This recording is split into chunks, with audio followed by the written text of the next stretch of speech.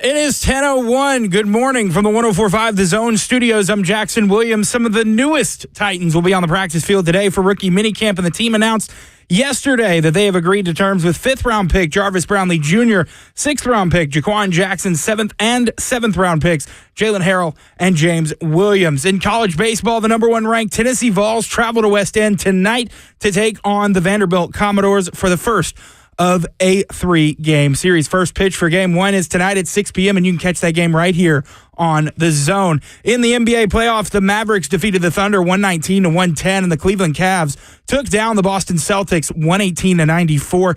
Each of those series is now tied at 1 game apiece. For all your foundation repair and waterproofing needs, you need to visit USSTN.com. Breaking news at once on your home for the Titans and Vols. This is 104.5 The Zone.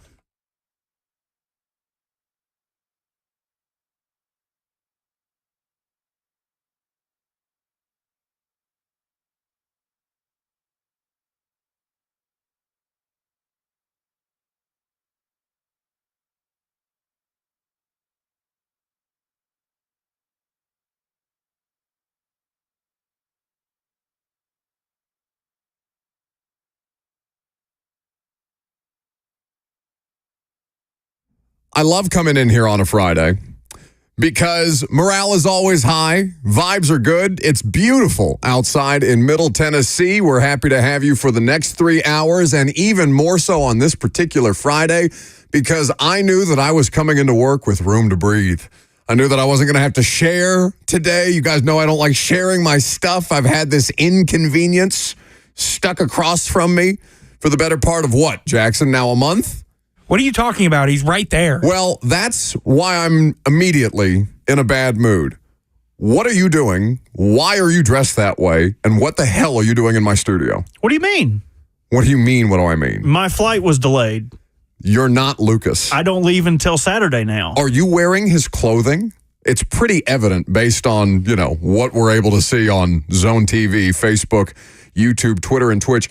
Did you try and coif your hair this morning? There's no try. This is the coif. It's been coiffed. What in the Buffalo Bill is this? Are you going to wear him as a skin jacket at some point? Are you going to put him down in a hole somewhere and have him put lotion on himself before you do what hit with him, what you will? What is happening here? Why are you cosplaying as Lucas? Why are you being so mean to Lucas? Yeah, what are you talking about? You can't tell it's Lucas from my olive Italian skin? I smell like pesto when I walked in here. What do you mean? I feel like if you turn that... I feel like that's problematic to say you smell like pesto.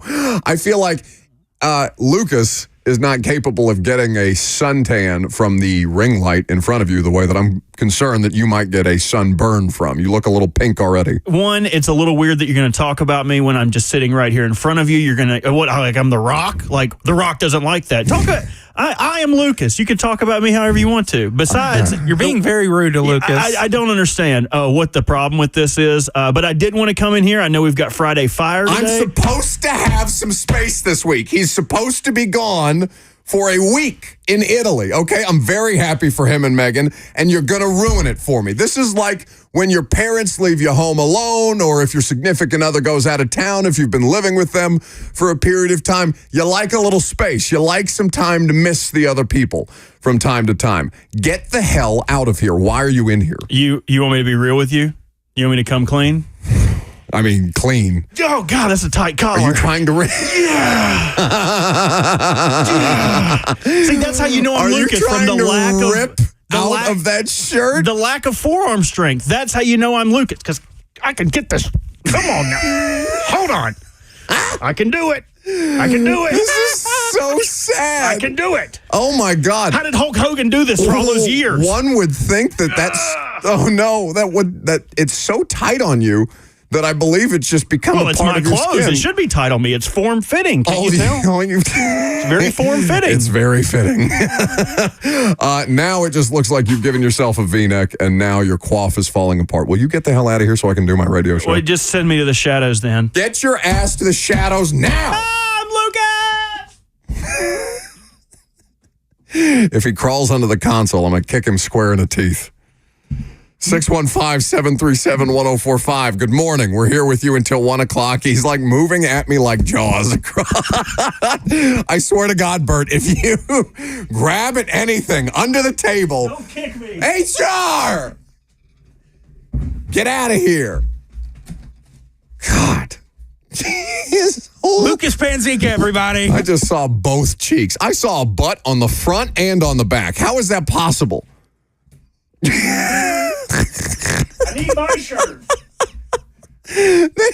You cannot be shirtless at work. That's not even your coffee. Whose coffee did you steal? I can't talk to you while you don't have a microphone in front of your face. This is terrible. This is a terrible way to start my Friday.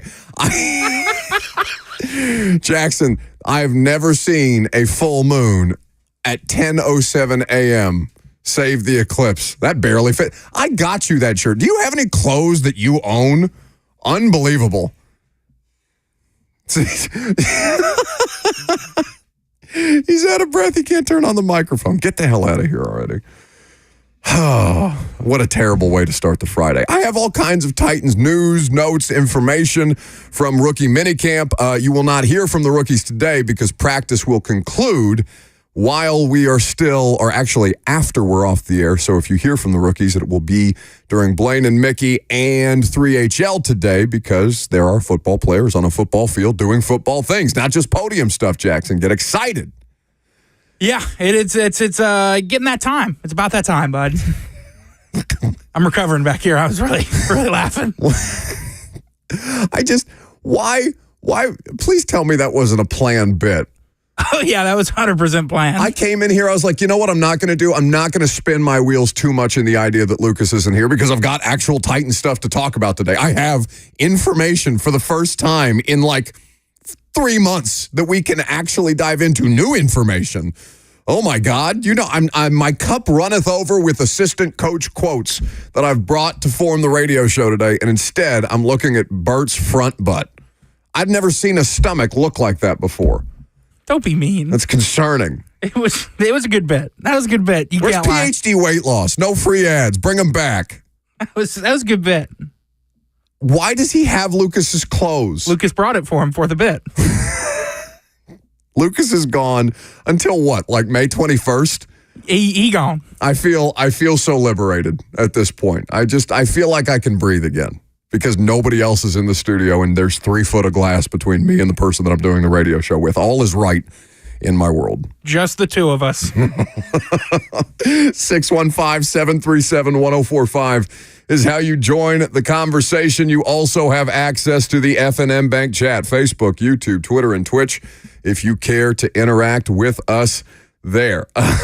Casey O'Regan tweets us, damn, Buck Rising sounding like Skip Bayless banging on the table having that rant. I just like personal space. It's okay. You know who I didn't give personal space to yesterday? Your assistant coaches, because we absolutely mobbed. It was like a plague, a flock of locusts descending upon Bill Callahan to ask him about a right tackle switching to left because this man has done it before. Jackson, they had a full press conference setup for the offensive line coach on the first day of rookie minicamp. I've never seen anything like it. I felt bad, honestly, for the other. Bo Hardigree couldn't get a sniff.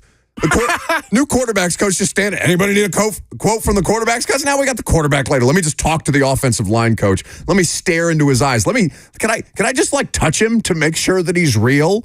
That Bill Callahan is actually the head. We've heard the myth. We've heard the myth of Bill Callahan for months. I just want to poke him to make sure he's here. And he's an elderly gentleman, Bill Callahan. So, you know, he's got, you know how people, once they start to get a certain age, they've got a bit of a shuffle to their walk.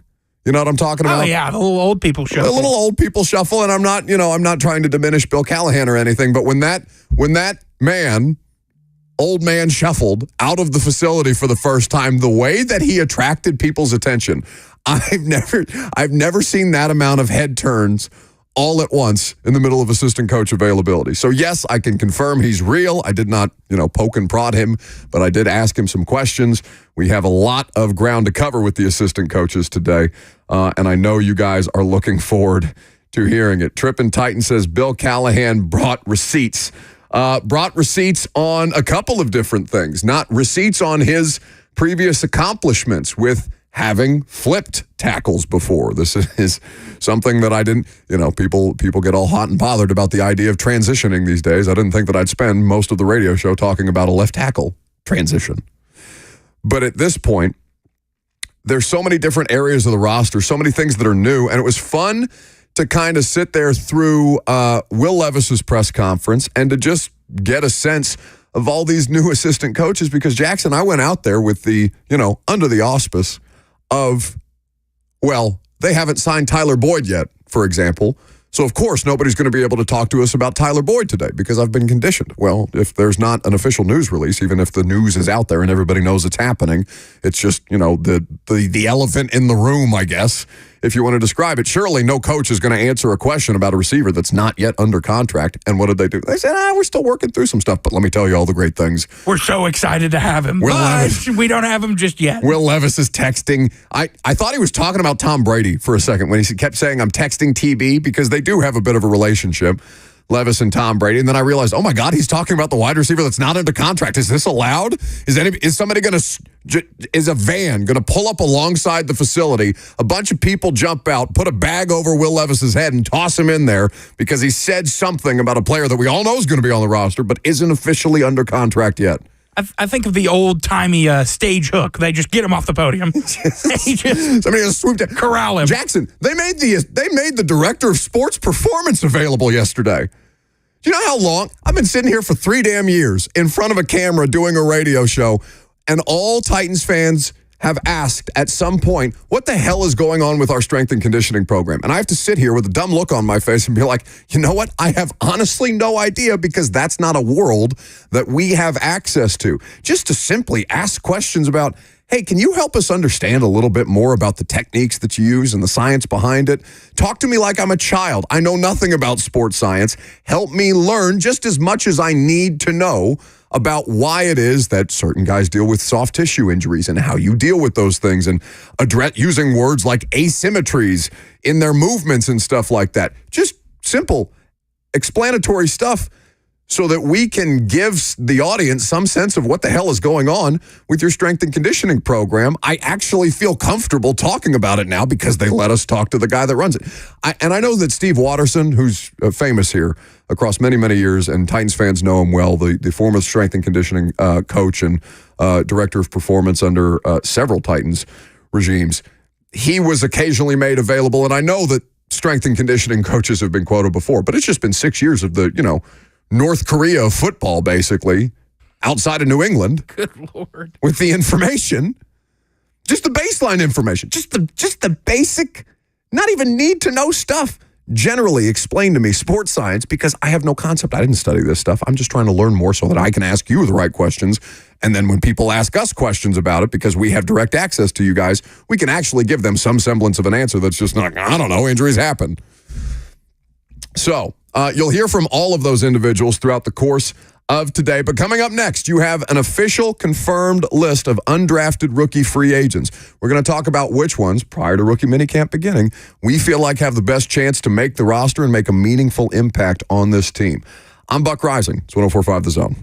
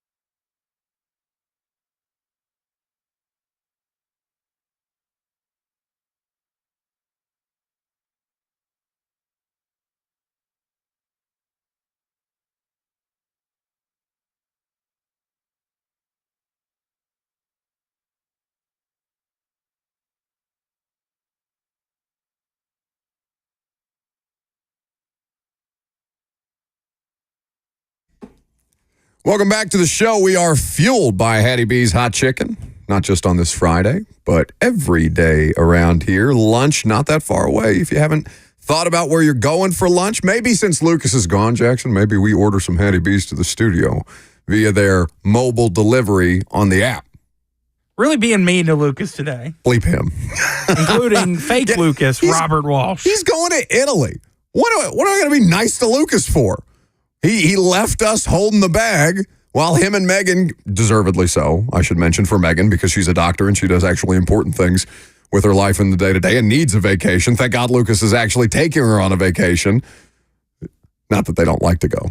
They do travel a lot when they have the opportunity, internationally too. That's one of the few things that I'm willing to admit, because he's not here and he's overseas, that I am jealous that Lucas has, is like he wants to travel internationally. And I've done a lot of it in the early part of my life with, my parents moving around all over the place and working in politics and government and stuff like that. So like I'm kind of traveled out, and now I'm a bit of a homebody, and I feel like I should have more of the thing that Lucas and Megan do, which is, just the interest in going places and seeing things rather than, I'll read about it if I want to. And Lucas is seeing his family. He has family in Italy. Which is a beautiful thing. So yeah, I can be nice to Lucas. He's having a wonderful Italian vacation with his girlfriend and his family. No.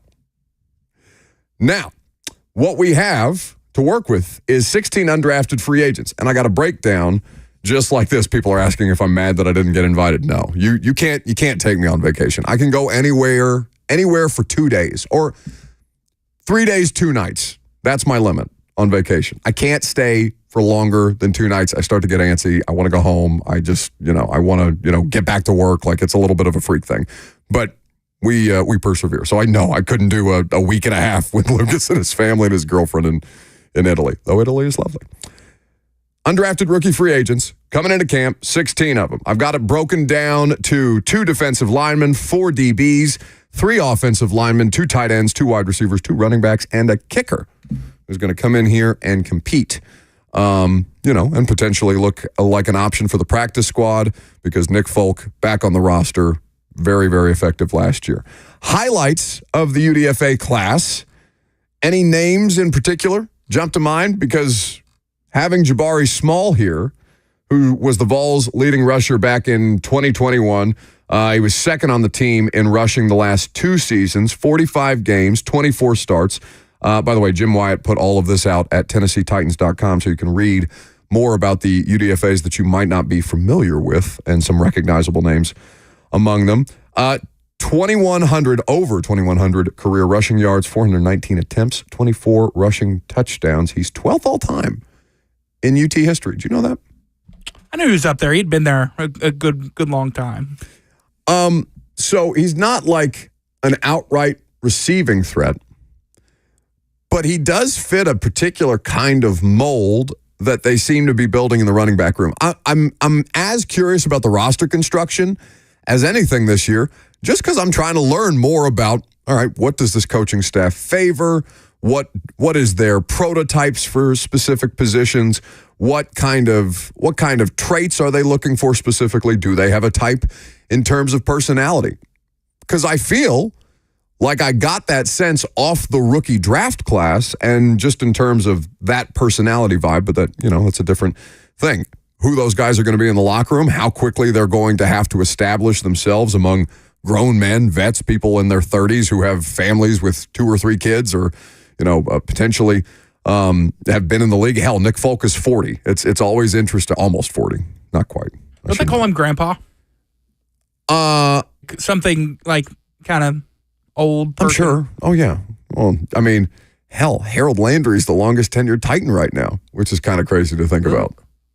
That's crazy. I mean, like, Harold's a great player, but that's like that felt weird hearing that. Well, your roster's also been terrible. So anybody that you've put on it in the last couple of years, you've been pretty quick to either have either played themselves out or seen themselves out because of injury, Isaiah Wilson situations or otherwise. So there hadn't been too many worth keeping in the last couple of years. Still, Harold Landry, longest tenured Titan. Looking at the UDFAs, Kickers are always interesting just because the Titans have had a bit of a tortured history in the last couple of years, though they have solved that with Nick Folk. And just the stable of running backs that they're building. I don't know if Hassan Haskins is going to be here after training camp. But Dylan Johnson, the Washington running back who was hugely available last year until he dealt with an injury at some point. Second team All Pac-12, though, 1,195 yards. 16 rushing touchdowns was the most in the Pac-12 last year. Fourth in University of Washington history. He also spent time at Mississippi State prior in his career. But, that's one of the most electric players in college football last season. You combine that with Spears, with Pollard. Julius Chestnut is probably going to have a bit of an advantage because he is a good special teams player. He's a high-effort special teams player. If you can upgrade upon guys like that, ideal. But the running backs, all of a sudden, you feel as good about that position group, top to bottom, almost the way that you do at corner, where they also have another former University of Tennessee volunteer, Gabe Judy Lally, who transferred in after playing at Vanderbilt previously, and I think he was at BYU. Yeah, so he was at Vanderbilt from 19 to 21, BYU for 22, Tennessee for 23, three stops. So they've got some depth. They brought in a safety. So one player that's listed as a defensive back, two corners and a safety, Keaton Ellis at Penn State. And then Cole Spencer and Brian Dooley, two of the offensive line players that they've brought in. Cole Spencer out of Texas Tech, I think could compete for a starting roster spot. They're probably going to try him at right guard and center. The backup center position is going to be curious. I continue to maintain, because I got some messages. We were talking about NPF. I guess, when was Brad Hopkins in here? On Wednesday? That seems right. Wednesday. Yeah. I don't think he was in here yesterday, but Wednesday, B-Hop was in here, and I was talking to him about the idea of, is it enough on the right side of the offensive line? Is all the stuff that they've done, fortifying the left side, bringing in Lloyd Cushenberry, who's the best center, arguably in football right now, depending on what Pro Football Focus metrics you're looking at, certainly one of the best pass blocking centers in football, which again lends itself to the idea of how this team is going to be playing in 2024. Brad Hopkins said, probably not. What they've done so far is not going to be enough. They need to continue to try and find a way to be more competitive on the right side. And I believe he said period afterwards, just outright. If Brunskill and NPF are starting players for you because they've won some kind of competition or by default, I think that you're still looking at a pretty shaky offensive line unit. I'm not down on J.C. Latham, and you'll hear from Bill Callahan about that here in just a little bit. He hasn't even had the opportunity for me to be up or down on him at the left tackle position. But he's still going to be a rookie coming in, and we'll find out what their schedule looks like, in 5 days from now? Next Wednesday is when we'll do we'll have the NFL schedule release. I think we'll do that. Actually, we won't have it on the radio show, but I think we're simulcasting it actually on the Zone's social platforms too. We're going to do a schedule release show on the primetime show on A to Z Sports. So keep an eye out for that on Wednesday night. So we'll find out what the schedule looks like and what kind of pass rushers J.C. Latham and the rest of the Titans offensive line are going to be facing this year. But he's still a rookie, and there's a learning curve for rookies outright. Skoronski looks like he's going to be a solid player. We'll see if he stays healthy. Appendectomy clearly impacted him last year, and I don't have any concerns about Lloyd Cushenberry. There's zero reason for me to have it. But you're talking about one known commodity, one guy you feel pretty good about the trajectory, and 3 question marks, even though you've done a lot of work to upgrade it and put additional depth behind him. With that, I'd like to see Brunskill not that I'm looking to, run these two out of a job, but I'm probably not going to get my way on both of them as far as seeing better players inserted into the lineup, because I just think changing that many parts over on an offensive line is going to be a pretty big degree of difficulty with a noticeable improvement. But I think either Brunskill or NPF probably needs to be beaten out before the regular season starts. I think it's more likely to be NPF.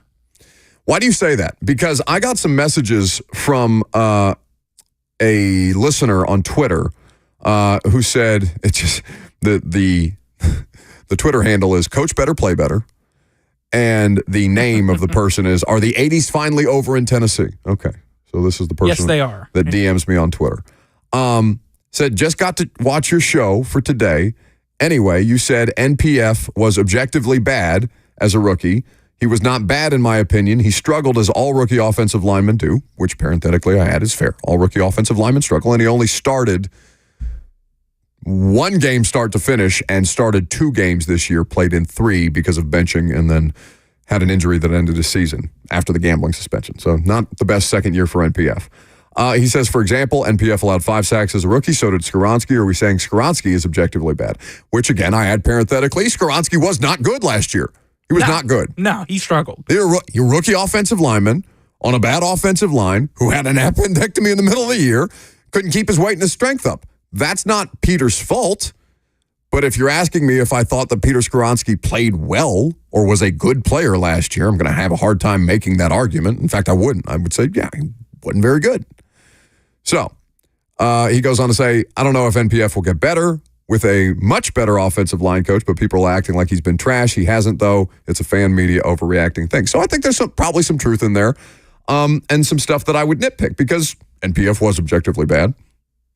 I think Skoronski was bad. Not all the time, but on aggregate, I didn't feel great about Skoronski's performance because of all the mitigating factors. But if you're out there, you got to perform. That's how football works, and unfortunately, that's the way you're judged. NPF is salvageable. We've talked about this. I'm curious to see what happens with guys like him and Dylan Radins, who is going to be competing at guard. I would like to see Dylan Radins push Daniel Brunskill. A former second-round pick has to be able to contribute something meaningful. At what point are you out on Dylan Radins? I've been out on Dylan Radins. Is that not fair? Oh, no, I think it's fair. It's just I don't expect anything from I think anything from Dylan Radins is a nice surprise outside of, depth. You're basically repeating the same line that I had after the Titans signed Tyler Boyd, except you're swapping out Treylon Burks for Dylan Radins. Exactly. You'd like it to be a nice surprise. I was thinking about that when I was saying it. Yes. I was like, anything from Dylan Radins at this point is a nice surprise. But it doesn't mean that he can't change the narrative, right? This is why they'll have the practices. This is why, in speaking to Bill Callahan yesterday, you'll hear more from Bill Callahan later on in the show. But I'd like to see. It doesn't have to be the UDFAs because they brought in a lot of bodies in the offensive line room. They're going to have the opportunity to compete for multiple spots. So I'm keeping an eye on a couple of these UDFAs, in particular rookie minicamp.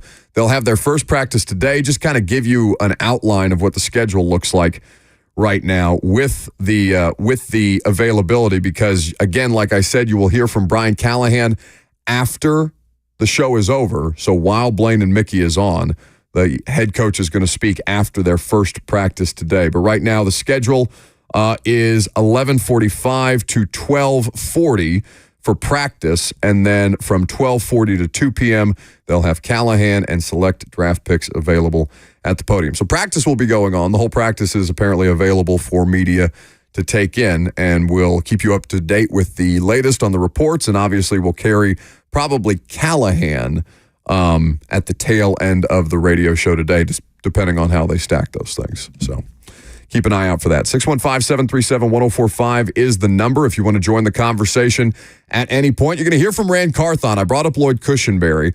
You're going to hear from Rand Carthon on the live show that went up on YouTube, part 2, yesterday, here in just a second. A quick reminder, though, Steeplechase is tomorrow. If you're on the fence about Steeplechase, I'm going to tell you why you need to go, or you need to make the right decision if you're going to go and come tailgate with us. It's going to be me and Kenny Smoove from 92Q, the Kenny Smoove Show, of course you know.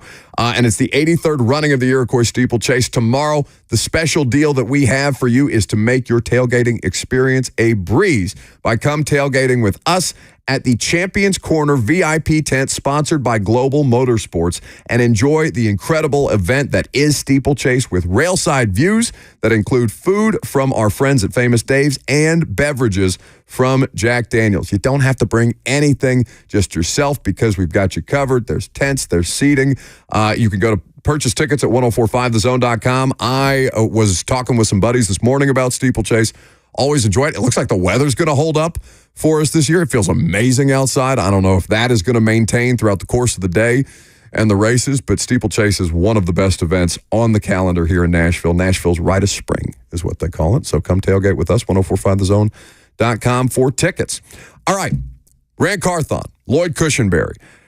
This is the most important acquisition that's not a coach to me that the Titans made this year. And we were asking Rand, Cosell and I, at the live show last Friday, a week from today, or last week is what I'm trying to say, Porter. Yes, 1 week from today. Okay, yes. Sorry about that. Yeah. Wait, no. It didn't sound right coming out. I was like, I don't think that's... Last Friday. That's just last Friday. Last Friday. We overcomplicated that. I've been saying a week from today over and over about the draft and about the live show, whatever. Starting off hot. Lucas has been gone for a good 37 minutes. We don't need him.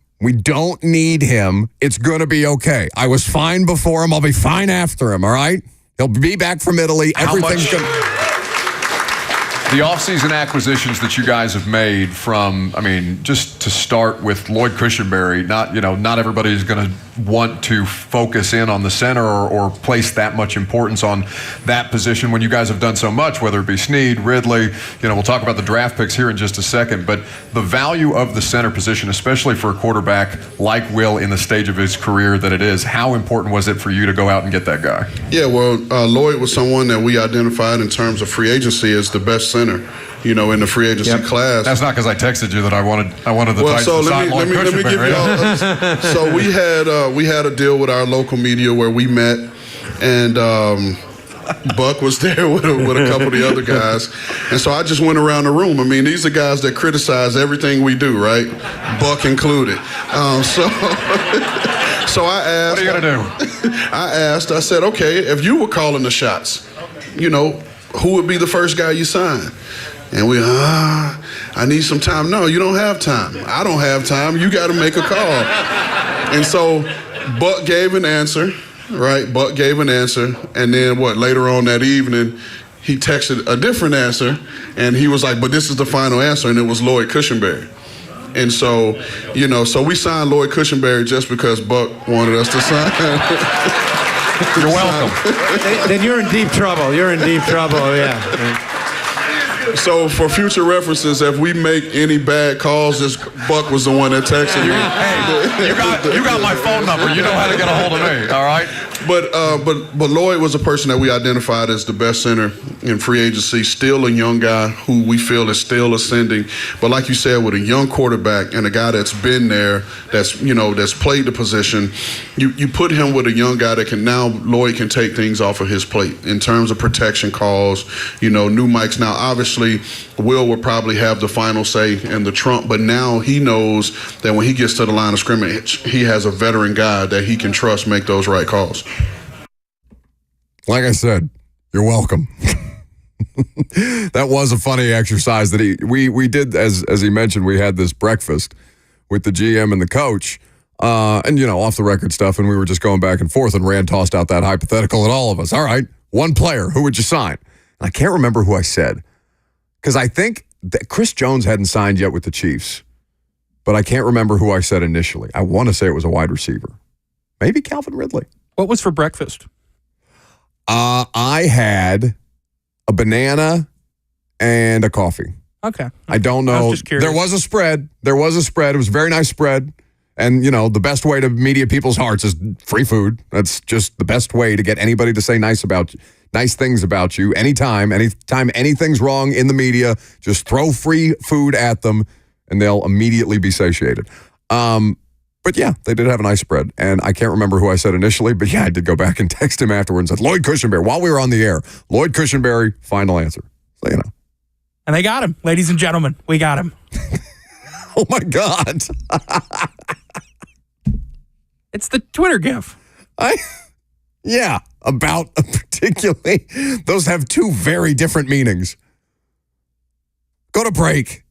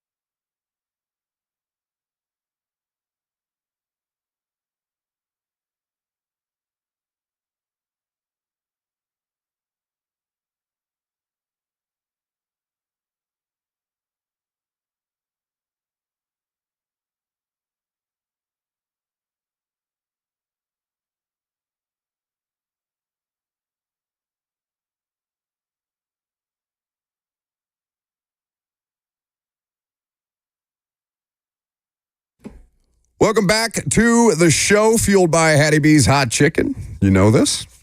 Now, we mentioned Lucas on vacation. He's in Italy for the foreseeable future. I think he should never have left his seat because now that he's seated ground, I'm probably going to lock him out of the studio whenever it is that he comes back. But he does have some things that he occasionally does on the show, including the SEC stat of the day. Are we prepared? Like he never left. Let's talk about sex, baby. Let's talk about the SEC. Let's talk about Nick Saban and Josh Heupel in the SEC. Let's talk about sex, baby. Let's talk about the SEC. Let's talk about Brian Kelly and Greg Sankey in the SEC. Let's talk about sex. The SEC stat of the day. Oh, baby. It's Friday, and there's a little bit of a baseball series going on between Tennessee and Vandy. The number 1 ranked Tennessee Volunteers coming to town to take on number 25 Vanderbilt. Tennessee has won how many meetings in a row, Buck? Do you know? Ooh, I don't. Tell me. 7. The last 7 meetings in a row, 8 out of the last 10 Tennessee has won over That's the Vandy. Insane to me. Over the Vandy. Oops. Over the Vandy? Vandy Commodores. Are you treating them as less than the Vandy? Are you No, I just misspoke. Oh, well, that's good for people who talk in front of a microphone for a living. Oh, we'll be good. But Tennessee Vandy this weekend. Tennessee, although they are number 1 ranked in the country, do you know what their standings are in the SEC? Tell me. They are number 2 in the SEC East. They aren't even leading their division, but are the number 1 team in college baseball. What do you think that? How weird do you think that is? Do you think that's very strange? One of the weirdest things that I've ever heard of. How is that possible? So Kentucky, they beat Kentucky in their series, but Kentucky currently has a better SEC record than them, than Tennessee. So they are second in the SEC East, and only 2 SEC series left in regular season play. Tennessee could theoretically finish second in the SEC East, but in the polling going into the SEC tournament, number 1 in the country. That would just fuel the Vols fan fire about being slighted heading into I don't know if you could Omaha play. I don't know if you could say they are even slighted because the way where they would be second is the pure statistical area. The room for interpretation would be the ranking, which they would be number 1. So the Vols have swept them pretty regularly, and as Jackson said, with having that level of success, 7 straight over Vanderbilt is wild. We talk about like the Colts-Titans series and how many the Colts or the Titans had in a row after how many the Colts had in a row under Andrew Luck and all these different things. But that's a pretty lopsided result, especially given what Vanderbilt is as a program, because they had the sweep at Hawkins Field in 2022. They had a 10-1 win over Vandy on their way to that season. They won the SEC tournament title, and then they had another sweep last spring at Lindsey Nelson, which I believe, Jackson, at the time, Lucas and I talked about this. And by the way, we're going to have Chris Burke to react to the series on Monday in the noon hour, so that'll be great. Who is going into the Tennessee Sports Hall of Fame? Did you see that? I did. They honored him at the Tennessee. I don't 100% remember who Tennessee was, but it was an SEC series. They honored him during the game. Lovely. Well, we'll talk to the future Hall of Famer, Chris Burke, on Monday about how this series goes. But they had another sweep last spring after Tennessee didn't look to be, they looked kind of down bad, to be honest. And they got right against Vanderbilt. They went on a bit of a tear. And it would be, it's almost unthinkable. As a Vols fan, having rivalries with Vanderbilt in every sport, rivalries, quote unquote, but actually in baseball. Can you imagine a world that you sweep Vanderbilt for a 3rd straight season? That just seems... And Tennessee is the better team. Yeah. Tennessee is appreciably better this year. Should be heavily favored heading into this series. Ultimately, my belief is that Vanderbilt will get 1 win this weekend. I think Tennessee wins this series 2-1. Okay. Worth keeping an eye on. That's the SEC stat of the day. There were several stats in there. Lots of stats. Those are the SEC stats of the day. Lots of stats in there indeed. So we'll see if the Vols are able to do it or if Vandy can stave off the sweep, because the Commodores last weekend at Georgia, they got run ruled in 2 of the 3 games that they played, losses, rebounded a little bit. They had a 4-2 win over Louisville, who was in town on Tuesday night. Tim Corbin was asked if he was looking forward to this weekend series against Tennessee. Quote, "I look forward to every weekend. I look forward to SEC play. I look forward to getting ready for Friday night." So it's going to be electric. Tennessee has a 183 to 163-2 advantage in the series. It goes back to 1897. That's wild. Long time ago. And you were talking about Vandy getting swept by Georgia last weekend. Vanderbilt has been a better home team. They've allowed 8 or more runs in 10 of 12 SEC away games, but they've just done it once in SEC home games. How are we feeling about like the Vitello-Corbin conversation right now? Tim Corbin, obviously. Yeah, Corbin has the rings. A legend. He's got the rings. But outside of history, how are we feeling about them in the modern day? Like in present day? Because I'm not going to blaspheme and say that I think that Tony Vitello is a better coach for his teams than Tim Corbin is right now. But I don't know that there's not been a bit of a shift in that direction. I mean, does that sound sacrilegious even to a Tennessee fan? I don't know. I don't think it's sacrilegious. I do think Corbin's the better coach overall right now. Tony doesn't have any national championships as a head coach. It's just Corbin right now. And I know what you're saying. I'm getting there. Don't cut me off before I have the opportunity to cut you off. I saw it happening. Disrespect. So I think what we're witnessing is, Corbin's been at Vandy for such a long time. Sure. Tony, I think, is just really he's still climbing the mountain at Tennessee. Corbin has climbed the mountain multiple times. I just think Corbin may be on the back side of the mountain. I'm not saying it's over. He's even declining. But I just think, the peak is probably gone in the Tim Corbin era of Vanderbilt. Hot take. Lucas leaves town. Jackson gets in front of a microphone and he says the peak is over, which has just been an incredibly awesome run at Vanderbilt with Tim Corbin. Not like it's ending anytime soon. But I don't think it's that like strong of an opinion. And I wonder how Vanderbilt fans feel about that notion, because there's probably some similar sentiment in, corners of rooms that people don't talk about and stuff like that. Water cooler conversation. Coming up next, we are going to get into a couple of different things having to do with the Titans media availability yesterday. Don't forget, you're going to hear from Brian Callahan at the show's end, because rookie minicamp is going to begin here in about less than a half hour, as a matter of fact. And we'll have reports coming out from the practice field. Obviously, I'm here because Lucas is out of town, so we'll be holding it down here, but we'll get you up to date on the latest. What I want you to hear, though, coming up next is honestly the thing that I was most excited about at the Titans media availability yesterday, which is the opportunity to speak with Zach Woodfin. If you don't know who he is, he's your new director of sports performance. And I know Titans fans have been looking to hear from somebody with the strength and conditioning staff for a long, long time. So you're going to hear some quotes from him coming up next. I'm Buck Rising. It's 104.5 The Zone.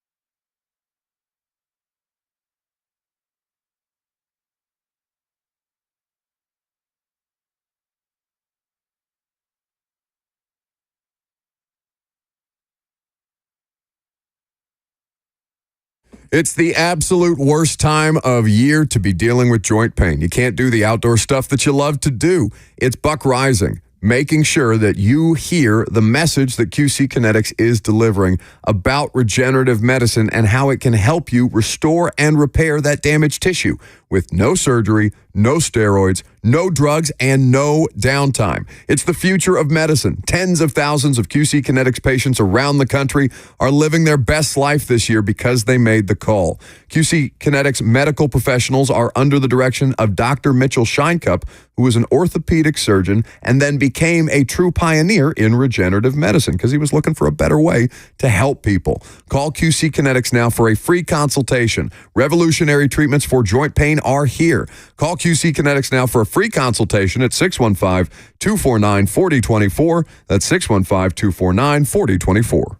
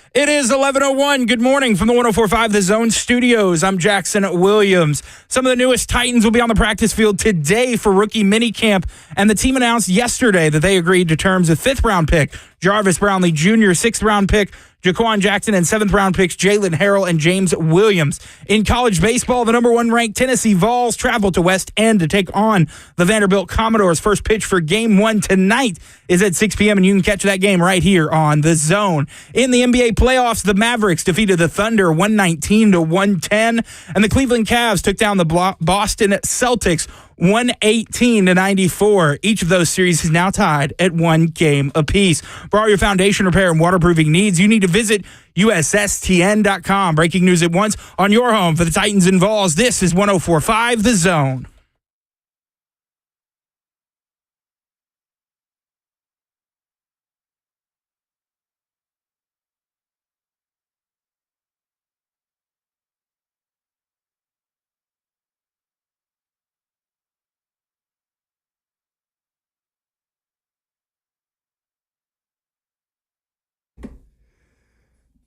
Hour number 2 is here. We are happy to have you. The Titans are about to be on the practice field for rookie minicamp. You'll hear from a couple of rookies. We're not sure specifically who's going to speak today, but one would imagine that J.C. Latham would be among them. I have a lot of questions for Tavondre Sweat. We'll see if he's made available after practice. We know that Brian Callahan is going to speak, so we'll carry that for you at the end of the show.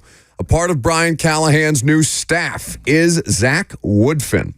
Now, that is not a name that, well, I wonder, how heavily invested do you think Titans fans were in the hiring and construction of their strength and conditioning staff this offseason after Mike Vrabel and the bulk of his staff were let go? Though they did keep a handful of people on the strength and conditioning staff and on the coaching staff as well. I think it was a question that was asked pretty often.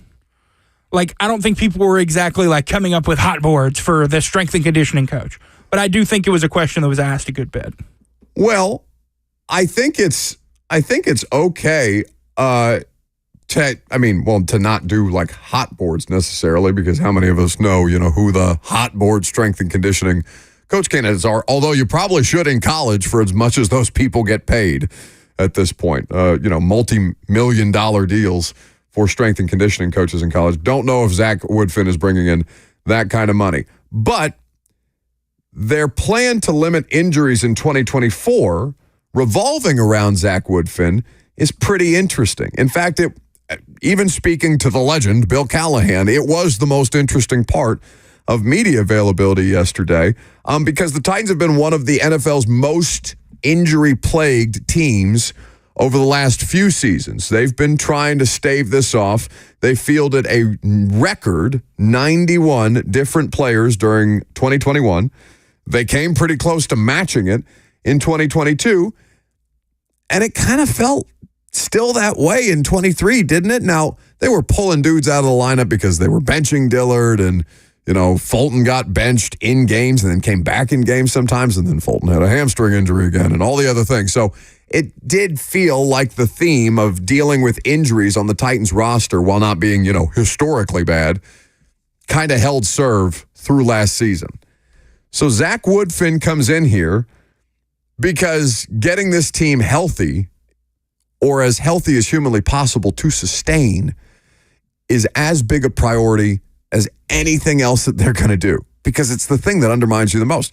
It's not who has the best players in week 1 of the NFL season. It's not who has the best fantasy football rosters or who won free agency. Who is still alive in December and dragging themselves across the finish line into January and February, because the season, the amount of football games that these guys are playing, has never been more. And it hurts and it's hard. So if you can keep Mahomes healthy for 17 games and, I guess 20 in theory, if you're going to play 20 games in total across the season, you have to find ways to keep as many of your parts available and consistently available as humanly possible. Now, that's easier said than done. And you can't prevent things like concussions or broken legs or arms or turf toe and all that other stuff. But the soft tissue stuff, you can definitely have a plan for. This is Zach Woodfin yesterday speaking on the idea of asymmetries in players and how it impacts their movements and how it impacts the training that the staff then delivers. Piece of equipment, one's called a Northport. So it assesses have a guy assessed on the Nord board, and we see that his right hamstring may be 20% weaker than his left, we know, hey, that's a risk for injury. So we know we need to work with that guy in order to try and even out that asymmetry. So that's an example. We have a piece of equipment for speed, so a guy, it's called 1080 sprint. So a guy sprints with resistance, but it's a measurement of force. So we know how much force the right and left leg are putting into the ground on every step. So again, if we see, hey, your right leg is putting a lot more force than your left, then we need to peel back the layers a little bit and ask why. And so that's the cutting edge part of our training is assessing every single athlete in a very in-depth way to find out what they need, to find out if there is any asymmetry, and that's another way we're going to work hard to reduce the chance of our guys being hurt. Do you find these commonly? Yeah, we find asymmetries commonly. Everybody has them, it's all about what type of asymmetry, what percentage is too much and too little. Everybody's right arm is going to be a little bit stronger than their left, but when you start talking about it being greater than a 10%, that's where we need to take action and try to make sure we're prescribing the proper training, the proper warm-up, the proper methods to reduce those asymmetries. So that is Zach Woodfin talking about asymmetries and how they work to correct them, and specific to hamstring injuries. I see some comments in the F&M Bank chat. Facebook, YouTube, Twitter, and Twitch is where you can live stream the show. D Good on YouTube. Yeah, baby. Talk hamstring imbalances to me. But kinda, I just want to learn more about that and how they go about what the process is. I'm not going to know all the different methods that you're going to apply to try and get the hamstring situations, the soft tissue injuries, what have you, corrected. But I'd just like to have a baseline knowledge so that I can, again, ask proper questions, understand more of the questions that you guys are sending our way and how to answer them properly, because we're actually getting to talk to the person who's responsible for sports performance. That's such a big part of their success or failure, is if they have the methods to keep these guys out there, if they're applying the proper sciences, not necessarily trial techniques or anything like that, but different methods that they can bring, and also listening to the players on stuff that works for them, that they know works for them, because that's as much of it as anything else. And that was the follow-up that I had for Zach Woodfin, talking about dealing with players, specifically vets, who come in with preconceived notions about how their body works, how they should be handling practice, strength and conditioning, workouts, what have you. And I thought this was honestly the best answer that we got from Zach Woodfin all day. So a lot of players obviously have their own, personal strength coaches that they've been in the league a long time. Maybe they've worked with somebody somewhere else they really like. And so for me as a good leader, I've got to be a good listener. I've got to ask them the right questions, and I've got to have a humble approach. It can't be all about me and what I want to do. If you're a 5, 6, 7 year vet and you're having a lot of success doing something else, then me as a leader has to understand and have the humility to say, you know what, I'm going to meet you where you are with that, because again, it's not about me. And if you feel great, because it's all about the player being confident, okay, and playing at a high level and staying on the field. And if they've been able to do that with what they're doing, then I meet them where they're at and we work together on it. It's a mutual relationship. That's Zach Woodfin talking about the dynamic of working with players on the strength and conditioning and sports performance front. Scoop Richardson on YouTube asks, I know this is different, but wonder if him getting his eyes and hands on Caleb Farley would help him. Now, just because I want to pull up the specific injuries for Caleb Farley, because it's mostly in his back. Now, they have different methods of workouts that they can apply to make things easier or to make the movements easier or what have you with Caleb Farley. We didn't talk to him specifically about Caleb Farley yesterday because he's been dealing with chronic back issues. He had the ACL in 2021. Still dealing with chronic back issues that he was drafted into the league with after he had the microdiscectomy for a disc issue in his back.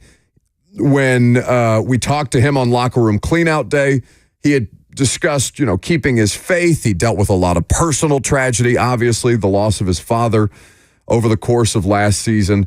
The way that he has gone about it, I so respect his mentality, but the problem is his body cannot or has not kept pace. Now, I'm sure they have ways to work with Caleb Farley. The question is, can he withstand the rigors of an NFL season for any stretch of time? Because the results so far, he's heading into a contract year. This is a contract year for Caleb Farley. For that entire, it's so crazy to think about those three draft classes, 20, 21, and 22, and just how sideways they've all gone, and 22 we'll see. But like Farley, Radens, Molden, those dudes, all in contract years. And the one that you probably know the most about is Rashad Weaver, that you feel the best about is Rashad Weaver. And even he is kind of, what's really the impact there to date, other than, a body to give you fresh legs. I think Weaver's solid edge depth. I don't think he's a starting edge in this league, but I think he's solid depth. No, he's definitely not a starter. The inability to set the edge has consistently been a frustration with Rashad Weaver, and we'll see, how he adapts to a new coaching staff, and if there's changes made there, or if they bring in their own people, and if somebody like Jalen Harrell or Caleb Murphy, UDFA last year, can push him for that.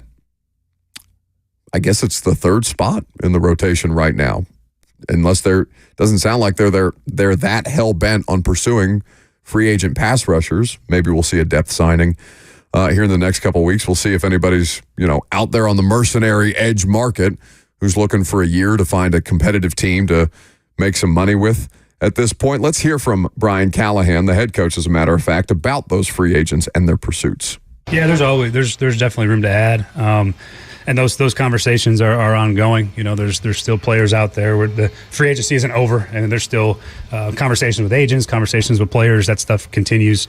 So we're looking to add an edge down there. We need guys that can play with some physicality, that they look and sound like Denard, as you guys listen to Denard.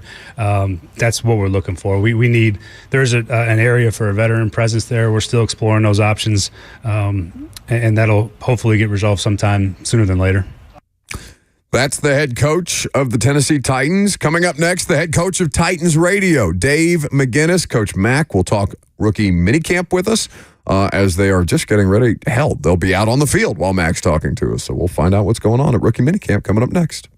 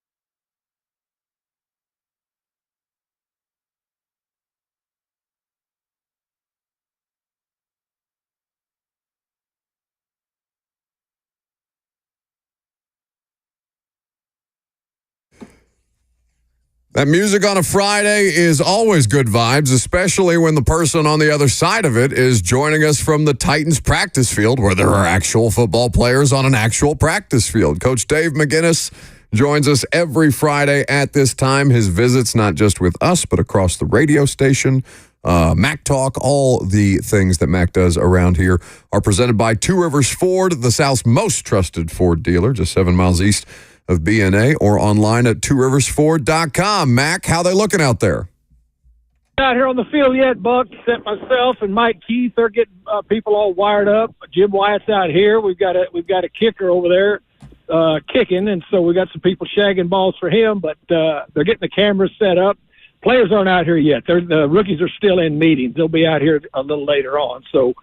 I've got all 3 fields to myself right now. That's not a bad place to be, especially with the weather as nice as it is, and it just means that, we're starting to get further and further into the process of seeing this thing get underway. So with rookie minicamp, Mac, they've got the UDFAs that they've announced.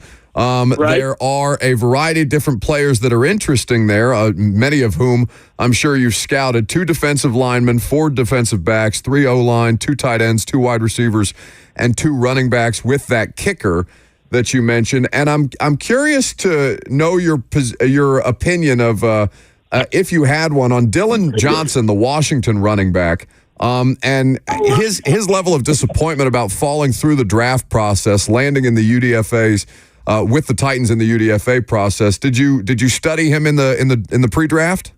No, did not. I'm always going to be all honest with you. I vetted a lot of people, but I did not. So I'm going to find out plenty about him now. But I did not vet him, Buck. Well, that's fine. It's more to the point of like the type that they're putting together in that running back room with Spears, with Pollard. Obviously, you've got some holdovers in Julius Chestnut and with Jabari Small and Dylan Johnson coming in as well. So what you see from the personnel that they're putting together, Mac, and I know the Tyler Boyd signing isn't official, only reported, but Brian Callahan and Will Levis both did speak about it today. What they're putting together on offense, what can you kind of discern about what this team is going to be? Well, I think, and you are correct in saying this, there is a type. Of course, the running backs are a certain type. They're going to have to be able to have some multiplicity to them. That the backs, they're going to share time. It's going to be 11 personnel. They will still use some 12, but if you look at the history of what, of where Brian comes from, it's 11 personnel. So they clearly had a plan to put together, a receiver-centric offense, that will have a lot of movable parts to it. And I think you can see it start coming together. I think the thing that is really, really interesting, I spent the last 2 weeks just solely over there at individual drills with Bill Callahan the whole time. And I can tell the type of offensive lineman he wants and how he is going to teach them. So you are correct in saying this. There is a type. They've got a plan together, and you can start to see it in the type of people that they're bringing in here. So, Mac, that's great perspective for the audience because at this time, obviously, no pads on just yet. And so offensive line, people I think are always curious about what exactly they work on at this time of year. And we did talk to Bill Callahan about this yesterday, our first time meeting with him as a media corps. The idea of working on different angles, different striking techniques and things like that. What are you seeing when you're watching him over there that the audience can kind of learn a little bit about? Well, I mean, it's just I've been a lifelong coach in this league. I prided myself on being a good position coach as far as giving guys techniques that will be very, very applicable to what they are going. They're cranking up the music here, Buck. They're going to apply to what they're doing on the field. I mean, it's fascinating to watch him and to watch the progression. And the other thing is, anytime you watch a really good teaching coach in the National Football League, there is a lot of repetition because repetition, with techniques and things that you can rely on when it gets hot, and it's going to get hot in real competition, pretty soon. Those are what you can rely on and work back on. Every day it's repetitive. And I'll tell you what, his individual drills without pads, He is working. He works these dudes, but they're starting. You can just, I mean, I've been with him for 2 weeks, and I've started to watch, and I can see him improving on what he's teaching. But it could fill a notebook if I went through and told you just exactly the specific drills. You know, he's got a couple of machines out here that he's invented for offensive line work that he's patented. You know, that he's got a patent on, and then he, of course, you know, people buy it all over the league and all around college football. I mean, it's fascinating to watch this guy work. It really is. And it's really fun to watch the players start to show incremental improvement and start understanding. He's a teacher. He's a really, I mean, he's firm in his technique stuff, and he doesn't waver from that at all. Speaking of teaching, Levis spoke with us yesterday, Mac, and Coach Dave McGinnis here with us on 104.5 The Zone. His visits presented by Two Rivers Ford. Levis talked about the idea of texting Tyler Boyd and saying basically that he can't wait to learn the offense from a receiver who's played it. And again, the signing not official yet, just for Titans fans who are out there waiting for a transaction to happen. But he has put out there on social media, tighten up, and so the signals are all there. The idea of him working in here primarily as a slot option, Mac, what does he bring to the table? And how similar to this Bengals offense could this look like, given that Callahan has talked about the idea of deploying Ridley in the role of Jamar Chase, and now they have Tyler Boyd coming in to play the slot. How similar do you expect this to look to the Cincinnati system? Well, I expect it'll be similar. He'll have his own twist on it, but clearly the way he's putting this thing together, you talk specifically about Tyler Boyd. I mean, he's made a really good living in this league as a slot player and a very intricate part of 11 personnel group that's been very, very successful. So, yes, I mean, and to me, I think, you know, Will Levis is showing just, you know, a lot of awareness as far as last year, you know, he was put into the starting position, and it was a baptism by fire for a lot of reasons going into it. But I think these coaches are very, very happy with the way that he's approaching this thing, you know, because he's approaching it the right way. He wants to learn and at the same time, you know, start being able to lead. And the way you do that is you're serious about your work. Just the fact that you say that he, you know, got a hold of Tyler Boyd and said, look, I want to learn some of this from you. That's how you start to put together something. Now, look, it's not going to be immediate. So everybody, please, this is a powder dry moment, you know, for this football team. But they're starting to reset a roster, and they're starting to put in offensively and defensively, and the way the teams are going to be run now too. So just everybody pay attention to it, but just have a little patience with it. Absolutely. And you know, those reminders are important, Mac, but I do think that Titans fans genuinely, you know, there's cause for excitement because they are checking the right boxes about how this thing is going to look, how it's going to operate. And, you know, I think a desire from at least a contingent of the fan base about playing a certain style of football that the Titans the personnel hasn't necessarily lent itself to over the course of the past couple of years. But now coming in with this kind of a staff, Mac, it was so fun for me yesterday because I didn't cover Tracy Rocker in his first stint here, to kind of get to know the new personalities on the coaching staff, many of which I know you are intimately familiar with, some of whom you've hired or coached at various points in your career. And that theme of being teachers and how cut and dry, black and white everything seems to be, from guys like Tyke Tolbert, Tracy Rocker, speaking with Frank Bush a little bit about how they're going to manage guys like Cedric Gray coming in, just getting him in here before they start telling him how to tell everybody else what to do, like we talked about with you last week. It was a very enjoyable and informative session, at least for the media people. Well, and I think, you know, this staff, you know, they're pretty open, and you know, I mean, just like what's happened during the off season. I mean, Rand Carthon, you know, he basically told you what they were going to start to do at the beginning of free agency, and with the blessing of Amy Adams Strunk and Kenneth Adams and Barkley Adams, I mean, your ownership's got to be all in on that. I mean, they kind of told you what they were going to do. Now they've had to pivot with a couple of places because you can't always. I mean, it's a movable object. Free agency is, but what they've done so far. And they've been very visible about what they want to do. And again, as I say, I'm glad you guys got a chance to visit with them and talk to them, because I think all of these guys are comfortable enough in their own skin as far as coaches as to what's going on, that they don't mind telling you or letting you in on at least from a base level of what they're going to do with their players. Coach Dave McGinnis here with us on 104.5 The Zone. Titans getting ready to hit the practice field here in a little bit. That's why you hear some background noise. There's a little bit of wind, a little bit of music in the background with Mac getting us informed and talking some ball. So with that said, Mac, now the next 2 days of work that they'll have on the field, anything in particular? Obviously, you're going to watch the whole thing. You're going to speak with the coaches. You're going to take in as much as you can.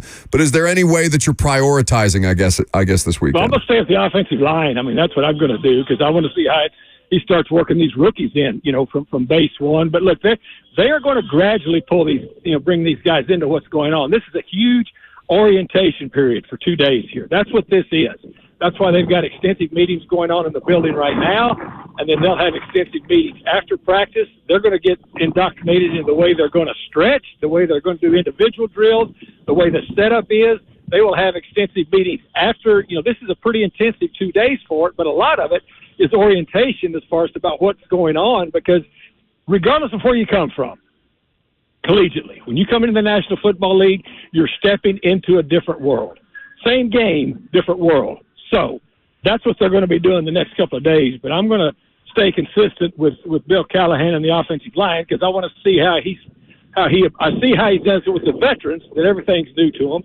I want to see how his approach is, and I know what it's going to be with these rookies too. So anyway, that's what's going to happen. I mean, they're doing it really smart with them.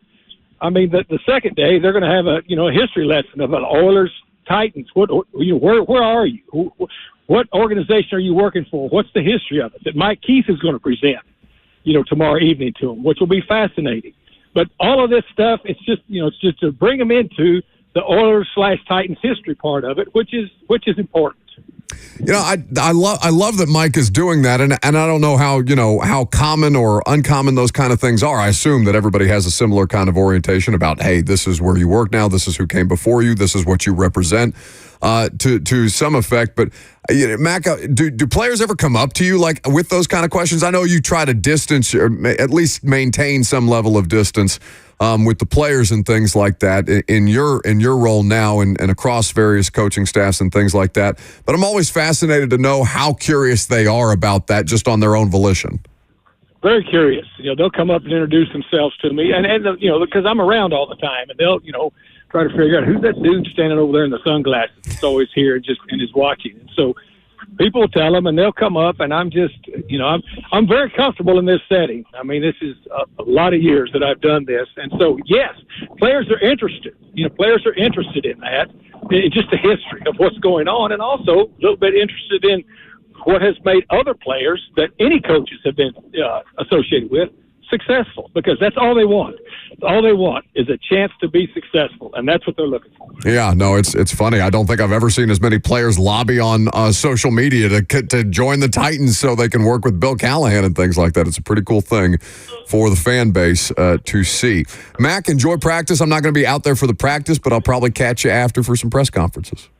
Absolutely, Buck. Always great talking to you. See you, man. That's the main man, Coach Dave McGinnis of Titans Radio with us on 104.5 The Zone. Like I said, I think probably within the next 10 to 15 minutes, they should be out of their meetings on the way out onto the field. You hear the music in the background. Football season officially underway.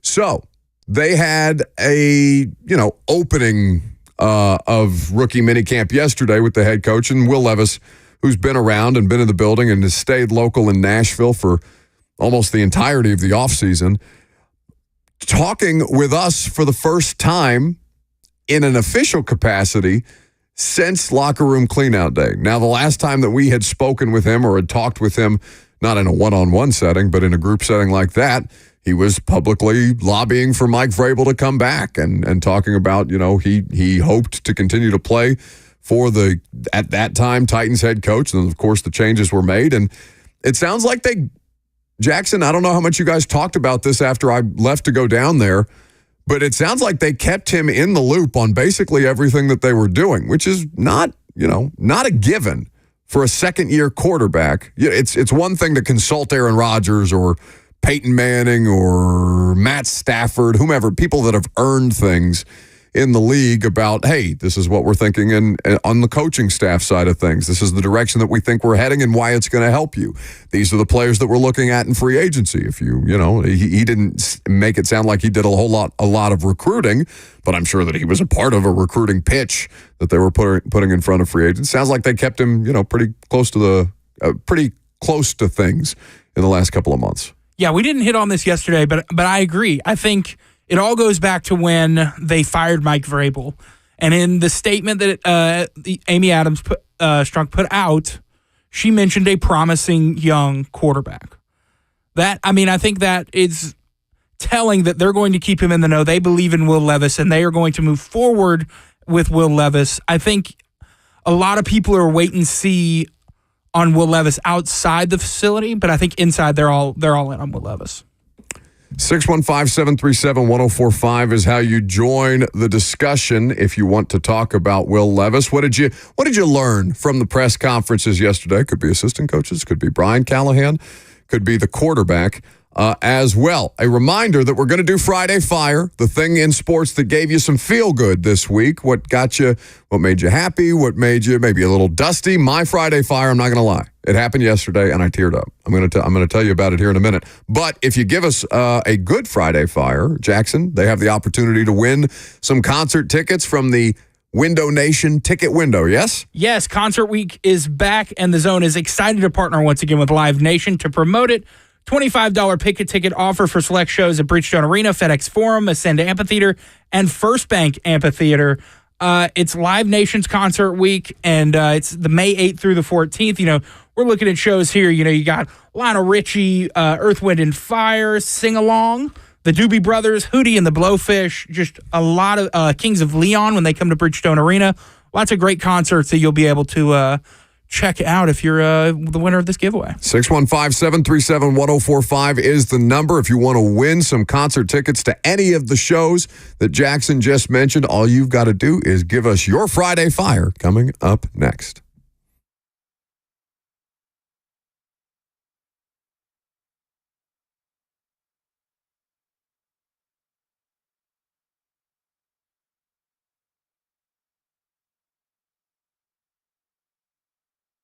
The Tennessee Men's Clinic is here to help you if you're like a lot of guys who are dealing with erectile dysfunction.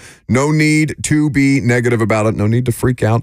Just need to get the support system in place that only the Tennessee Men's Clinic can offer because they've been treating guys like you for over a decade, and they are here to help you work through the process and get you lasting, meaningful results. It can cause a lot of problems, not just, physically, but in your general day-to-day. You can have your mood impacted by performance issues. And it's, as I mentioned, common. At least half of dudes at some point in their life deal with ED. At the Tennessee Men's Clinic, their ED and weight loss treatments truly change lives and are non-surgical. They are seeing success rates as high as 90%. They specialize in seeing guys who think they're out of luck and want to regain hope that they can be successful in the bedroom and beyond. They even offer same or next day appointments. It's time to feel amazing and hit your goals this year, so stop thinking about it, stop stressing about it, and call the Tennessee Men's Clinic. 615-208-9090. That's 615-208-9090, or go online to TennesseeMen'sClinic.com and book an appointment today.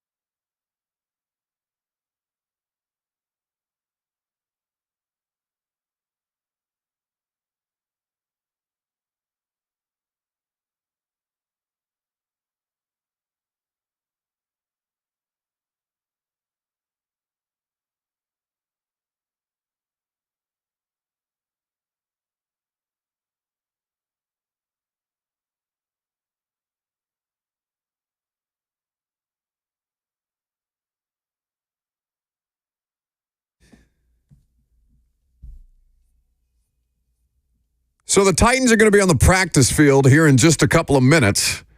And there's an interesting note about rookie minicamp this year.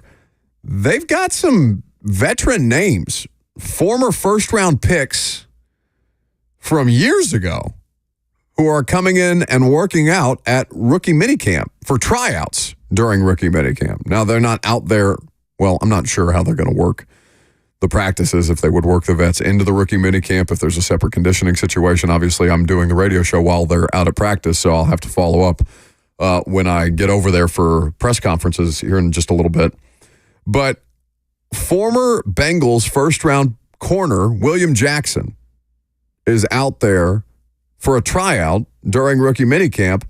And apparently, Rep Bryan of Titans Radio has said that former Broncos first-round pick, outside linebacker Shane Ray, that's like Lawan's draft. It's like 2000, no, maybe more recent. He than may Lawan. have been 13. Shane Ray feels like a while ago. Lawan was 14, so like 1 year back. Well, what I'm saying is I think I've aged him unfairly by saying it was Lawan's draft. I don't think it was far off. When did Shane Ray get drafted in the first round? So anyway, rookie minicamp getting underway. 2015. So Mariota draft. He was the 23rd overall pick. William Jackson was more recent than that. But that's interesting. 2015 first round pick in for tryouts. Listen, all depth is good depth, I guess, and Titans have need. I mean, you can never have enough corners and pass rushers. William Jackson was the 24th overall pick in 2016. So were they in football last year? I'm just curious. I'm fascinated about this. William Jackson was not. He last played in 2022 for the Steelers. Shane Ray last played in 2023 on the Bills practice squad, or he got an offseason. He was on injured reserve and released by the Bills August 26th of last season. I'm looking at his Pro Football Reference. This can't be right.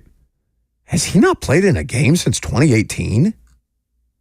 Yeah, he hasn't logged. He was last active in a game and recorded one solo tackle on December 9th, 2018 against the San Francisco 49ers for the Broncos. He had a 2-year stint in Canada for the Toronto Argonauts, 21 to 22. That's interesting. I wonder why he fell off. So, I mean, he's what, 30? Shane Ray? Been all over the place already in his short career. And William Jackson, a little bit younger there, obviously. He turns 31 a week from Saturday. We'll see what comes of it. All right. Friday Fire. Let's do it. Buck Rising is one of the least positive people on the planet. So to combat that, we've installed a new segment where he's forced to be positive. This is Friday Fire. Because it's Friday, you ain't got no job, and you ain't got shit to do. It is Friday Fire, and we have a giveaway. So this is the Ticket Nation ticket window, and Concert Week is back, and the Zone is excited to partner again with Live Nation to promote it. They have $25 pick-a-ticket offer for select shows at Bridgestone Arena, FedEx Forum, Ascend Amphitheater, and First Bank Amphitheater. 2 tickets to a participating Concert Week show is what we're giving away thanks to Live Nation. And what's that number they can call, Buck? 615-737-1045 is the number. Again, give me some of the acts who are in the Window Nation ticket window. Kings of Leon, when they come to Bridgestone Arena, you got Boys to Men, lots of great artists here. You can check all of these artists out with the participating artists on Live Nation's website. 615-737-1045 for the opportunity to win some cool concert tickets. You can pick your own tickets, as a matter of fact, from that Window Nation ticket window. 615-737-1045. The only thing that you have to do is give us your Friday Fire. So, am I starting? I'm starting. What gives you the road? No. Wait a minute. Why do you think that you get to start? I don't know. Lucas is gone. I'm feeling a little froggy. What's your Friday Fire? My Friday Fire is, it actually recently happened in the last hour. The cover for the new college football game just leaked. Oh. And it has a lot of recognizable names. You got Jalen Milroe, of Alabama, Carson Beck of Georgia, Quinn Ewers of Texas, Donovan Edwards of Michigan, Travis Hunter of Colorado.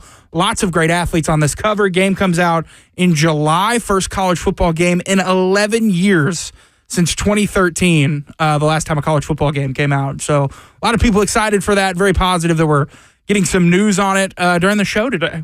So wait, what makes this a verified leak? How are you vetting this? Or So is it I because saw it AI is out here telling me that Katy Perry was at the Met Gala in a scandalous outfit and then, it's not real? I saw it on Twitter. And then good. One second. Is that the vetting standard around here? No. And then they said it was on the PlayStation website. So I looked it up for myself and found it on the PlayStation website. Oh, so PlayStation leaked their own, or I guess not leaked it for everybody, but, well, they did leak it for everybody, but they made the mistake. Interesting. So, yeah, the first NCAA football since 2013. I think I did buy the last NCAA football in 2013. With Denard Robinson on the cover? No, mine had RG3 on the cover. That was the second to last one. Second to last one? Yeah, the last one had Denard Robinson of Michigan on the cover. No, I definitely had the RG3 one. But yeah, Denard Robinson. That's a throwback. 615-737-1045. What's your Friday fire for the opportunity to win a pair of concert tickets to any of the aforementioned shows in the Window Nation ticket window, if you like, based on the way Jackson is dropping people off the line. You have to give us your Friday fire. That's how this works. So, my Friday fire happened yesterday. Now, you guys know that I've been raising money for the Leukemia and Lymphoma Society, and they have been the largest nonprofit. Okay, you're just throwing your hands up in the air before I give my positivity. Do I need to get negative here really quick? No, we don't. Just move on. Why? What's wrong? Just we lost everybody. They all didn't have a Friday fire. Nobody had a Friday fire for me. Because they called in thinking that they were just going to get the tickets. They were going to be handed the tickets. Then they left me. Nobody has anything positive to say? I'm the one who's going to have to be the positive one here? I was positive. Yes, you were. But in a different way. Anyway. Fine, I'll take the damn tickets. The Leukemia and Lymphoma Society is an organization that I've been raising money for the better part of 10 weeks. And the finale was yesterday. My Friday fire is that you guys who donated to the campaign and those of you who have contributed to the LLS cause in years past, this particular year, you helped me and the people who are also out there raising money raise over $100,000 for blood cancer research, for financial support, for families who are impacted. You guys have given so much of your time, your energy, and I have to, when I go to practice later today, I'm going to call Greg Cosell and then say thank you to Rand Carthon, because the event on last Friday with Rand Carthon and Greg Cosell helped us raise some money for that as well. You guys have made an impact in a huge way, and I just wanted to say thank you, because sometimes I feel like, maybe you guys think I take you for granted a little bit as an audience, and I just want you to know that I really, really don't, because when you do stuff like this that is so cool and, give of yourself, whether it's your time, your finances, or just, the care that it takes to reach out to some of these people who have been impacted, that LLS works to help. It's nothing but positive. It made me dusty last night, especially because producer Reed, who worked with me on the primetime show for the first 3 years of that thing's existence, having survived his own battle with cancer, being up there emceeing the event to award and fundraise and stuff like that. It's just a really cool full circle moment. And I was so grateful to have been a part of the campaign. And Max and Christina Ryan, Mickey Ryan's wonderful better half, not Mickey's excellent, but Christina, who works with LLS and was a part of helping us kind of motivate others to fundraise, because fundraising's hard. I found out just how hard this year, beyond asking people to buy tickets to events and stuff like that I'm hosting. Fundraising is legitimately hard. So I don't envy people who do that full time, but I am so grateful that you guys, responded to the call the way that you did and helped us raise some money. So 615-737-1045 is how you tell us our Friday fire. Okay, all I had to do is prod you a little bit. There you are. Cruz is calling in to submit his Friday fire. What's up? Hey, what's going on, guys? I'm a little late to the party. but the roast of Tom Brady on Netflix, Peyton Manning on there was just hilarious. All the guys getting roasted was pretty hilarious. So if you haven't watched that yet, check that out. That's my Friday Fire. Stay on hold, Cruz. We appreciate the call. Peyton was good. I think Gronk. Did you watch the? Well, Jackson's back there now fielding phone calls furiously because I said I'll take the tickets, and now people want to win them. The roast of Tom Brady was solid. I felt bad for the professional athletes who were not the former professional athletes who were not like that publicly funny. It's hard. You can be funny without being like publicly funny. And I felt bad for like Randy Moss and Edelman up there because Bledsoe I thought did a great job and Gronk was just good at being Gronk. But the whole Tom Brady roast I thought was, pretty well done. Zane is up next. Hey, Zane. Hey, what's up, Buck? I've never called into your show. I don't have the chance to listen to your show, so this is my first time. Well, I hope we haven't disappointed you. No, man, you're awesome. You're great.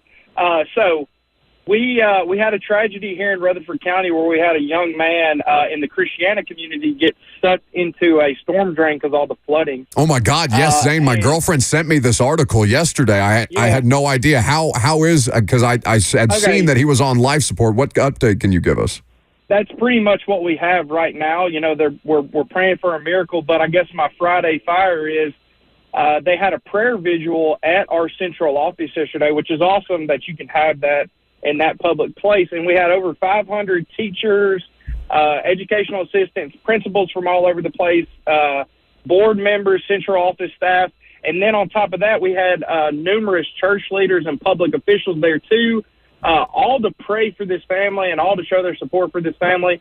I work in the Christiana community, so it was just awesome to see that. So, it's just great to see that we still live in a time where when something happens, we can all come together, put our differences aside, and just be together and pray and lean on that one important thing, which is God. So I just want to, if you're listening, pray right now for the Sullivan family, but that just gets me fired up for life. The place I'm raising my kids, I feel like I'm in the right place. Zane, I so appreciate the call. Thank you for updating us on that. And that is uplifting. This is why it's a fun segment, because there's feel good stuff all out there. And I know, every time you get on the internet, turn on the news, like you're just drowned in negativity all the time. So even if we veer outside of sports from time to time, I really like the Friday Fire feature. With that said, I know we've got a lot of people that called in after I motivated you a little bit, but I feel like Zane should get the tickets. Oh, yeah. Okay. So, Zane, we're going to send you to a concert or comedy show of your choice from the Window Nation ticket window. Congratulations to you. Thank you for that uplifting. Thank you for that Friday Fire. Makes me feel better about everything that's going on, and we hope for the young man's sake that he's able to pull through. That's such a scary thing. It's the idea of getting sucked into a storm drain while you're trying to get out there and clear debris. I believe he was only 9 years old and still, fighting for his life. So obviously a situation that doesn't have a resolution just yet. But thank you for the update. We really appreciate it. And I believe you said the Sullivan family. Absolutely. We're thinking about you, and anything that we can do for those of you in the Christiana community. If there's anything that we can do to help support them and the family, please reach out. You can DM me on I don't think I get Twitter DMs anymore, but on Instagram at BuckRising, REISING. If there's anything that we can do, let me know, and we'll do our best. Coming up next, the final hour, what Brian Callahan, Will Levis, and new wide receivers coach Tyke Tolbert had to say about the wide receiver competition and Treylon Burks' impact on it. I'm Buck Rising. It's 104.5 The Zone.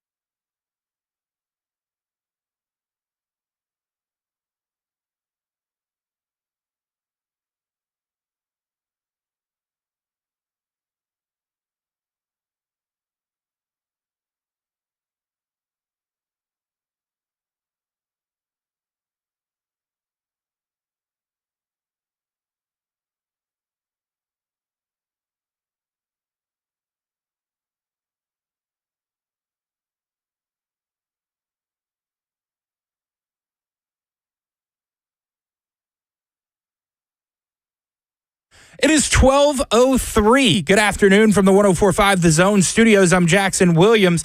Titans getting ready to get on the practice field as we speak for rookie minicamp, and the team announced yesterday that they have agreed to terms with 5th-round pick Jarvis Brownlee Jr., 6th-round pick Jaquan Jackson, and 7th-round picks Jalen Harrell and James Williams.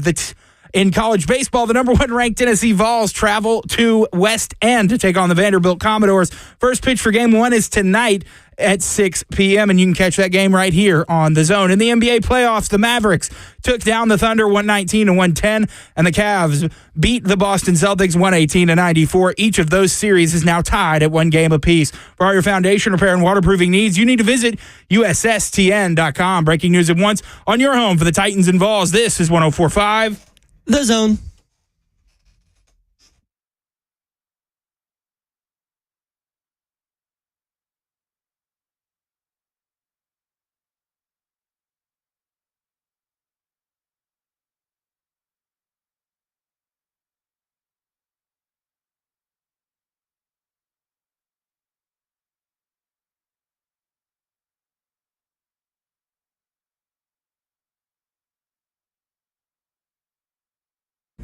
Final hour on this Friday. Welcome in. We're happy to have you. Titans on the practice field. I've got videos of rookies in uniforms working out.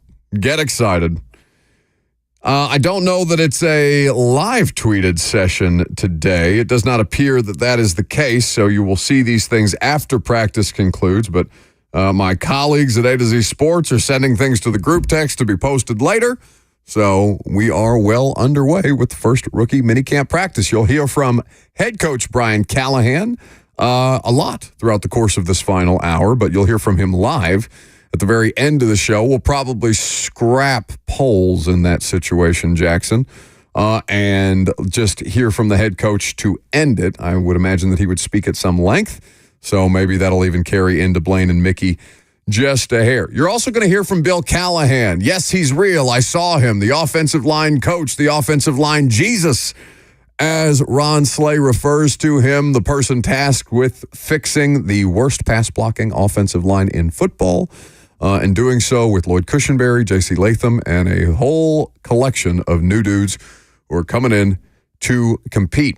615-737-1045 is the number if you want to join the discussion at any point. We'd be happy to have you. You also have access to the F&M Bank chat on Facebook, YouTube, Twitter, and on Twitch.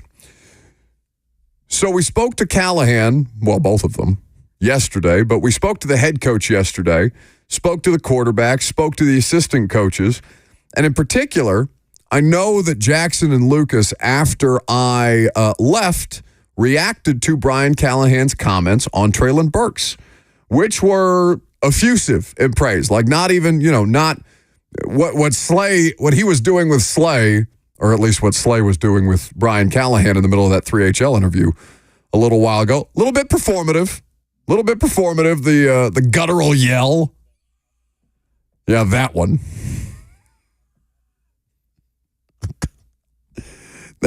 They've made it into a promo. That thing haunts me in my sleep at this point. That just yowl that he's making in excitement for Treylon Burks. This will live forever. I will keep it on the hot keyboard as long as you keep me around. It's giving me a migraine. Good. So you can't see him giggling off camera right now, but you can tell based on Bert says that he can tell by my tone over the phone when I'm shooting him a nasty look, even when he can't see me. Oh yeah. Well, good. I need to have some kind of barb to throw at you people from time to time, and I do mean you people. Anyway, so Callahan, Levis, and Tyke Tolbert, the wide receivers coach. Here is what they had to say about the wide receiver competition. Let's first start with Brian Callahan speaking on Tyler Boyd. Tyler Boyd, the former Bengals slot receiver, who was famously available in the post-draft free agency, who reportedly is signing with the Titans, and confirmed by himself, Tyler Boyd, on his social media channels where he tweeted, "Tighten up." So pretty good indication that he's going to be on your team. Transaction not officially done yet. So Was Brian Callahan willing to talk about him and his role? And the answer, surprisingly, was yes. Yeah, since it's not official yet, hasn't signed the papers in general, just to put that out there to start. That'll be official sooner than later, but not quite yet. But Tyler is a slot receiver. That's what he does. That's where he's made his money. That's where his production has come from. He's a fantastic slot receiver on top of it. Most importantly, I think he's a awesome addition to the locker room. He's a great human being, great worker, and everything about him is what we want to be about. And so to add him is really been an impactful add for us, and excited about it. So that is Brian Callahan speaking about Tyler Boyd and his slot, well, literally his slot, because that's the role that Tyler Boyd is coming in here to play. Now, does Boyd take snaps from Treylon Burks? This was Brian Callahan yesterday. As far as Treylon's role, he's going to play everything. We've told him that from the beginning. He's going to play inside. He's going to play outside, and he's going to carve out a role for himself. And I had him come up today and do the break after practice because his work that he's put in has been really impressive. Just to give you guys some context, yesterday, Tuesdays are our harder days of our 4-day work week. It's a really heavy day, and so the load on the players is high. And what I mean by that is both acceleration, max speeds, and yardage. And so Treylon, I think, ran 3,591 yards on Tuesday, and then hit our top speed and team-leading top speed at 22.6 miles an hour in practice. So super impressive workload and performance. And so he's had a really good offseason. I'm excited about what he can bring for us. I meant when I said that the other day that I think he's going to have a role to play. So that is Brian Callahan speaking on Treylon Burks' role, and then on how Tyler Boyd might impact Burks. I wouldn't say there's a diminished role of any sort. We've made very clear to Treylon that the signing of Tyler is not about him. It's about helping our team get better, adding better players to our team, making us a competitive football team. And what he's done and how he's worked has been great. And I'm anticipating him still being able to play a good role for us. And look, you got to have guys that can step in and play. You got to have guys that play roles. And that hasn't changed. It doesn't change anything for Treylon as far as what we're expecting from him and what I'm hopeful that he's able to bring to the offense. So we communicated that to him and made sure he was aware. And it's not about him. It's about making our team better, making our receiving core more competitive, adding more depth to our team in general. So that's the head coach speaking about Treylon Burks. Now, I came in here, or while we were on the air, and the Tyler Boyd signing was reported, I believe by Jeremy Fowler first, if I remember correctly. And I said that it was an indictment of Treylon Burks that they were signing Tyler Boyd. It was my opinion that it was an indictment of Treylon Burks. Now, there's the head coach telling you that that's not the case and that it's not going to have a diminished role for him. But I guess it's dependent on how you view Treylon Burks. They probably have a role for him imagined that wasn't the slot. In fact, when we talked to Brian Callahan prior to the draft, I believe he was asked about the slot competition, and Treylon Burks' name was left out of that, rotation of players, where even Mason Kinsey was mentioned. So it's not like they've been messaging that they've ever viewed him as a slot player, and that is the position that Boyd is coming in here to fill. So when he says that doesn't mean that there's a diminished role, well, the role I think is inherently diminished, but it's not diminished in the eyes of the coaches because they already have a plan for Treylon Burks. It was probably a different plan than the previous coaching staff had for Treylon Burks coming in.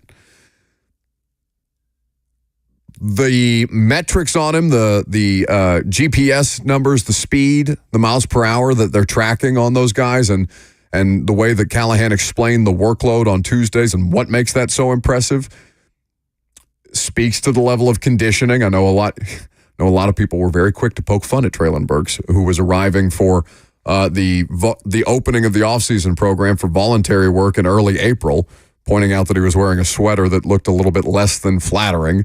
And saying, oh, here he is again, coming into camp out of shape or whatever. You have no idea.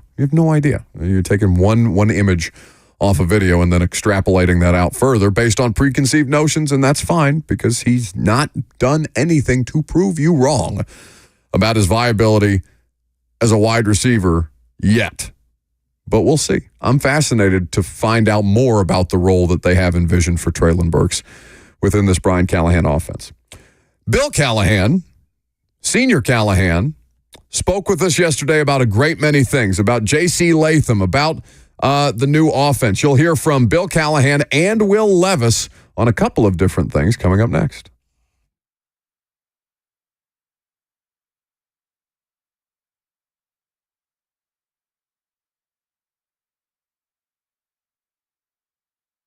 Two Rivers Ford is the South's most trusted Ford dealer, and besides that, they are also so heavily involved in the community with great events like the free family event they have coming up tomorrow, this Saturday from 9 to noon to kick off Police Week at Two Rivers Ford. It's called Blue and You, and it's a chance to engage with local law enforcement and first responders. You can bring the kids to meet and mingle with the dedicated officers who work around the clock to keep our community safe. You can explore the inside of a police car. You can check out the tools of the trade and get to know your first responders. There will be free items for the kids from the Mount Juliet Police Department, free Chick-fil-A biscuits while supplies last from Chick-fil-A Providence, plus a chance to win great door prizes like free oil changes, tickets to Holiday World, and more. Show your support and kick off Police Week with Blue and You this Saturday, May 11th from 9 to noon at Two Rivers Ford, 76 Belinda Parkway in Mount Juliet.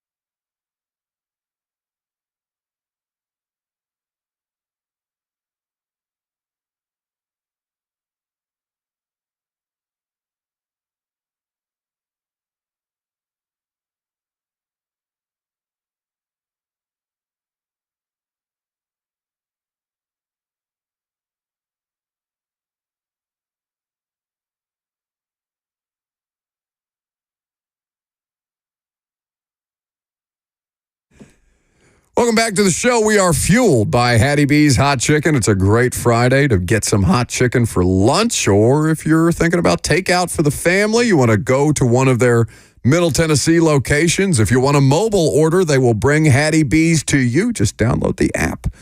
And you even get a free dessert. I believe Buffalo pointed out he won one of our, we have to, Jackson, we have a Feed Your Flock package to give away for Hattie B's. As a matter of fact, before I forget, I don't want to deprive the good people of potentially up to $75 worth of free Hattie B's. So we'll figure out how we're going to give that away here in just a second. What do you look at me confused for? Don't talk in my ear. Talk to me on the air. We're doing a show. Caller 5, question mark? You know I hate caller 5. I think we make an exception. It's kind of lazy. What do you want to do? I don't know. I haven't decided yet. We have 10 minutes till we have to go for a press conference. Well, I'm thinking about it, all right? Get off my back.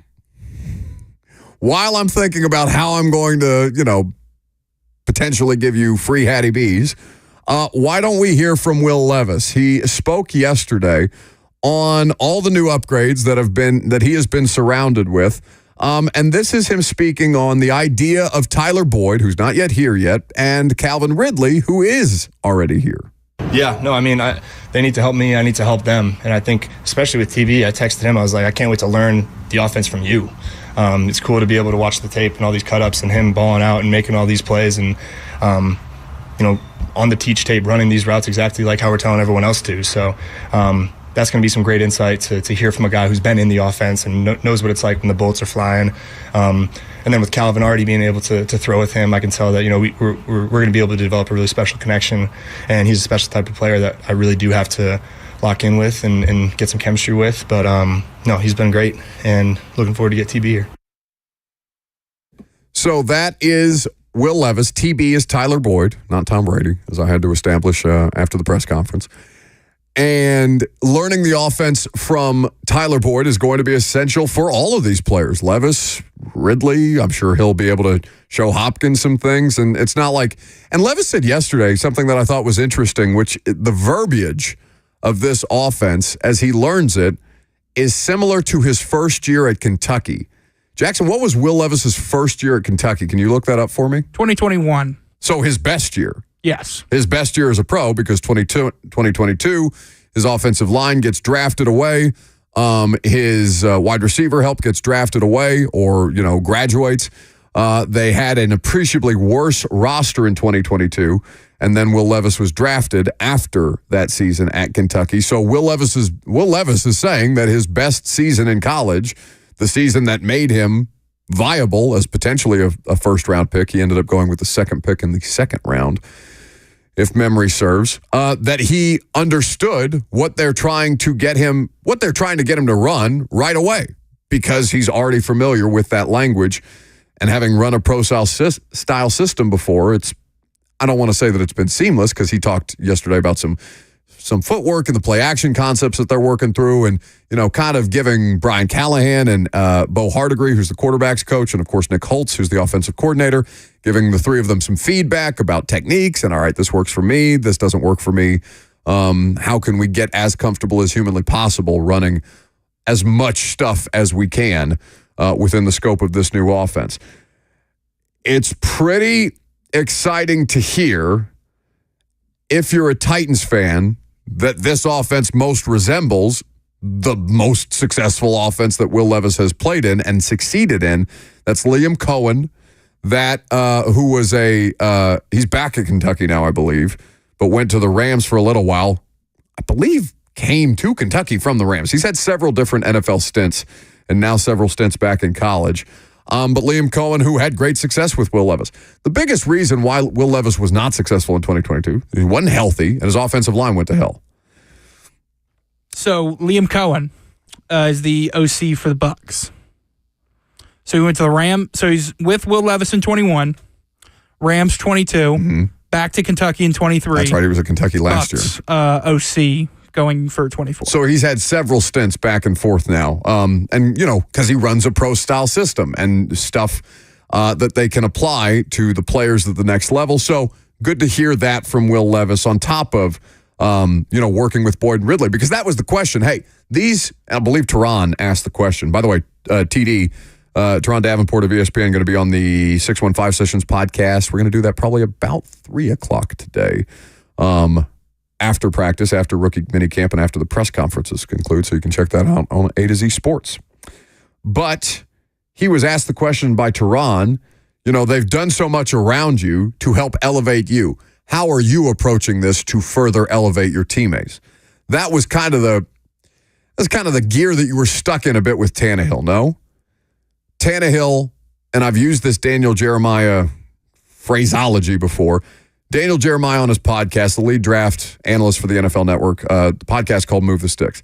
He talks about the idea of trucks and trailers. Players who are trucks, who pull their teammates along behind them, who can facilitate the offense or the defense, I guess, in certain situations. And then trailers, which are players who benefit from the trucks, right? If Derrick Henry is a truck, if A.J. Brown is a truck, Ryan Tannehill in that instance is the trailer.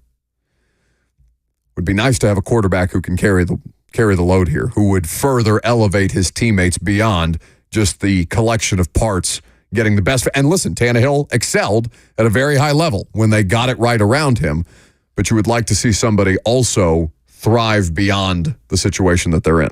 In today's NFL, you need a truck at quarterback.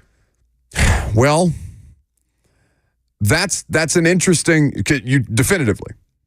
I mean, yeah. Would you, Brock Purdy, truck. Mahomes, obviously. I mean, Purdy a truck. I would call Purdy a truck. Because people aren't, okay, what's Tua?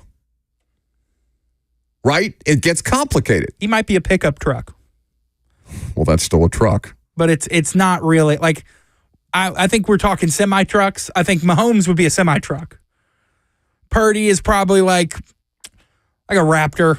No, he's a mom car. He's a soccer mom car. He's I drive an Range Explorer. Rover? Oh, I drive an Explorer. It's not quite a soccer mom car, but You drive a soccer mom car. I'd give him an Explorer. And then, what about like Jalen Hurts? Truck, but not a semi-truck?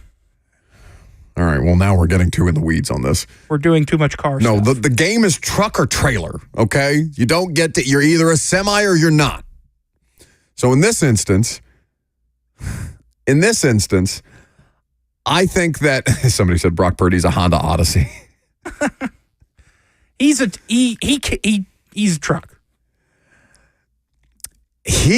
It's him and Tua, though, is the biggest question marks, because I don't think you can definitively say that. Is Brock Purdy in any other system? Maybe in Mike McDaniel's system, because it's of the Kyle Shanahan system.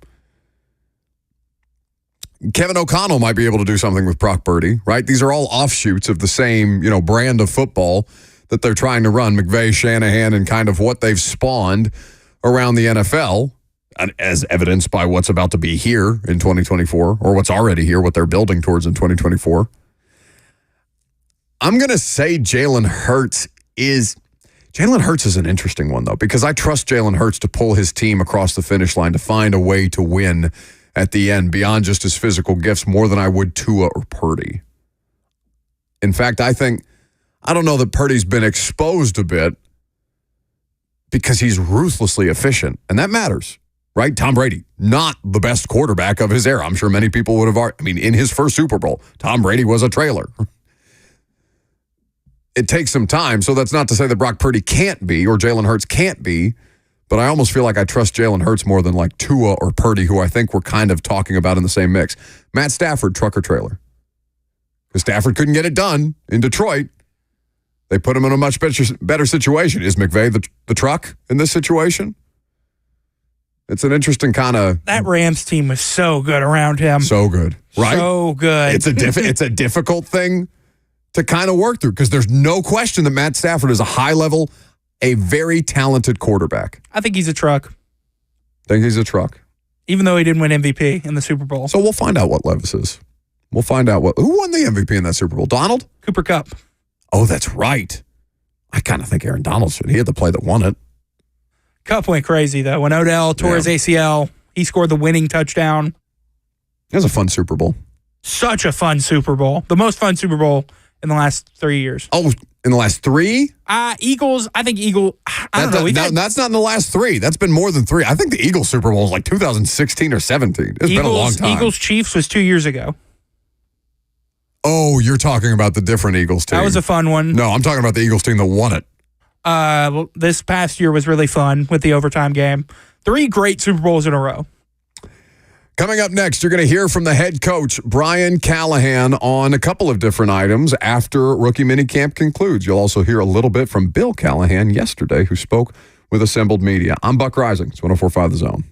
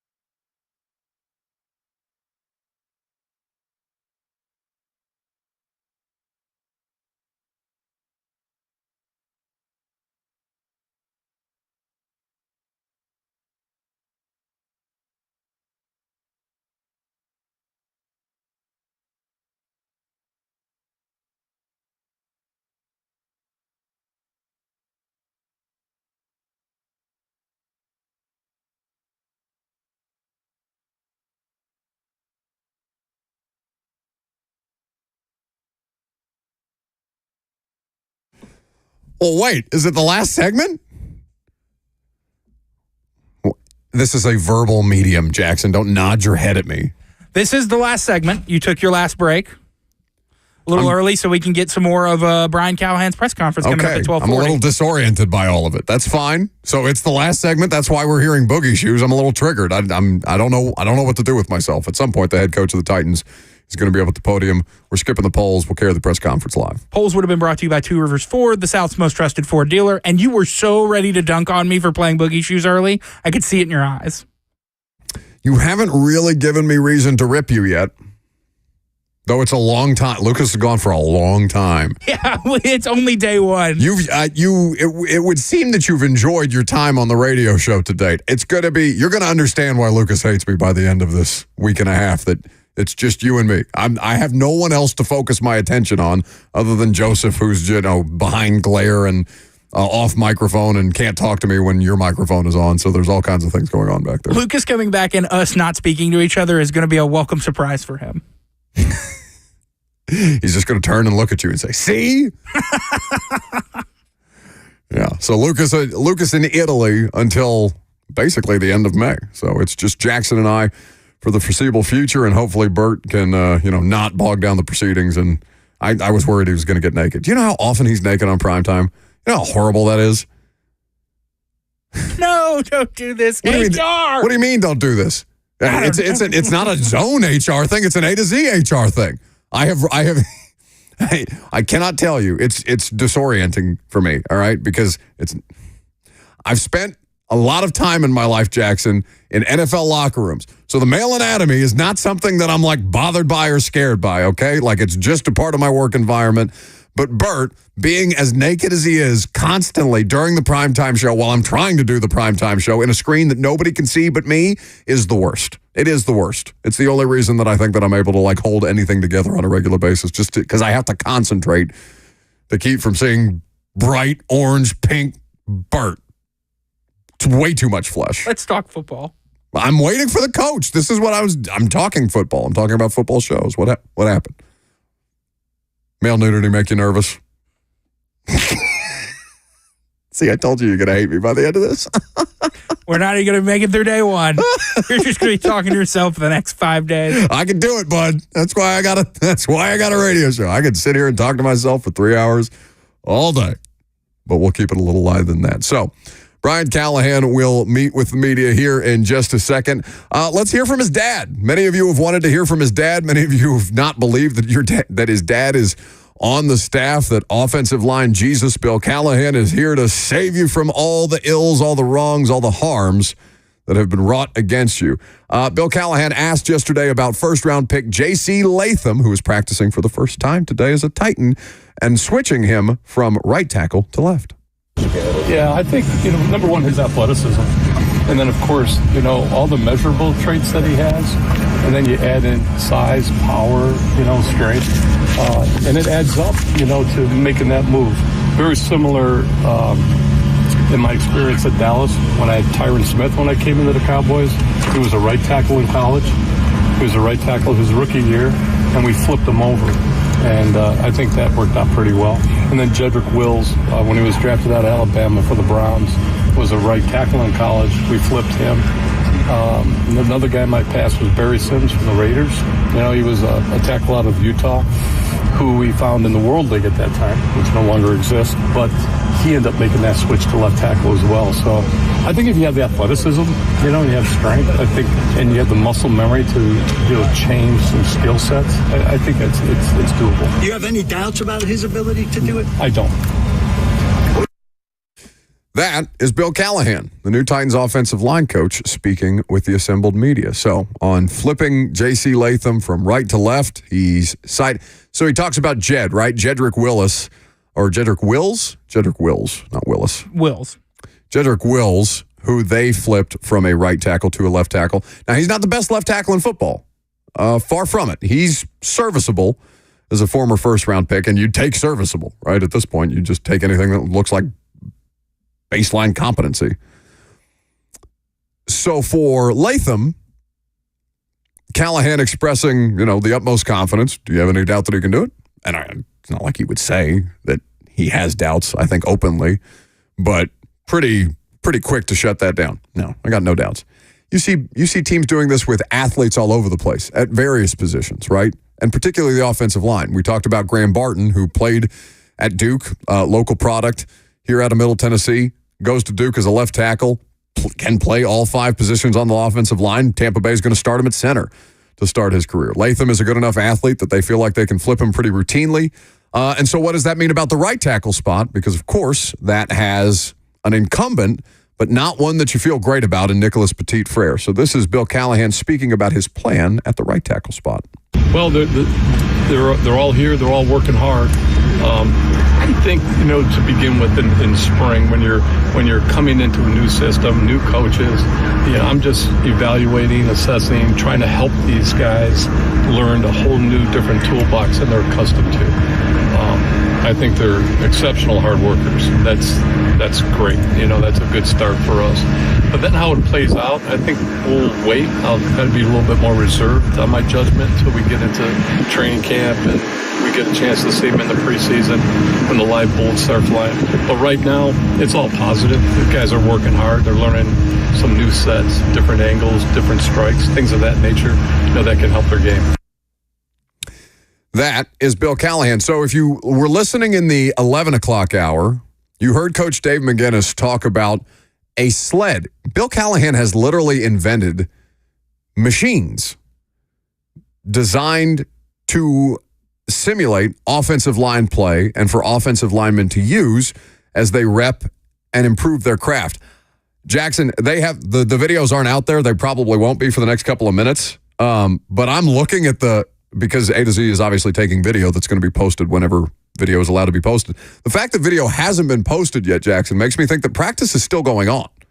So they probably ran late because I haven't seen anything from Wyatt or Treylon or A to Z just yet, or anybody else who's in attendance. I am curious to see how people respond to it because I'm watching some of the videos now that Austin is sending to the group chat, group text to be posted later. And this machine, J.C. Latham, it seems to have gotten the best of him, this particular machine. It's a machine Bill Callahan invented. It's called Bertha, okay? Well, they have individual names. One is named Bertha. The other is named Olga. The sled and the way that they have it rigged up, it won't slide if you don't use the proper technique. So the sled, based on the design, and again, I don't know the physics of the thing. I'm just looking at a video. And I'm watching J.C. Latham, who's wearing 55, try and get in position to use it. It won't move at all if you don't have the proper technique. And J.C. Latham, who is an incredibly strong man, cannot move this thing. I'm fascinated to see more of these videos coming out, more with the position coaches. They seem to be using a lot of different kind of tools than I've seen out on the practice field before. Not that that's uncommon anywhere else in the NFL. But once it's Bill Callahan working with, God, Latham is just a giant. It's just unbelievably big and strong. The fact that one of the strongest men in the NFL draft this year can't move this thing because he's not using the proper technique, and then you see it in real time, Bill Callahan correct him, and then him be able to move it afterwards. Oh, people are going to be all hot and bothered today about some offensive line drills. You think you could move it? Apparently with the proper technique. That's what I'm saying. Maybe not the 40-yard dash at training camp. Maybe you and Bertha go for a I like that idea much better. I think there's less of a chance you pop your Achilles. Listen, I'm in the best shape of anybody at the radio station. But you've said multiple times if we do this 40-yard dash, you're going to pop your Achilles. No, I haven't said that at all. I said that somebody else is going to pop the Achilles. I'm going to be fine. I'm in great shape. So who's going to pop their Achilles? Everybody else that tries to run this 40 against me. Listen, I would dust respectfully, I would dust everybody at the station at this point. Because not just because I'm younger, Lucas is obviously younger than me. Bert is my age, and I smoke Bert. Wouldn't even close. Lucas wouldn't stand a chance. I'm fast as hell. What about Will Baldwin? Will is a professional runner. He's a distance runner. This is a 40-yard dash. I think you and Will are a good matchup. Will, I don't know if Will regularly trains as a runner anymore. I know he golfs a lot at this point in his life, but still, I think I I think I would nail that. Although I can't say that I'm in the best shape of anybody at the radio station with Kayla and Dawn, because Kayla's workouts look crazy. Like, she's doing all kinds of stuff on a regular basis. So maybe I should have kept my powder dry there.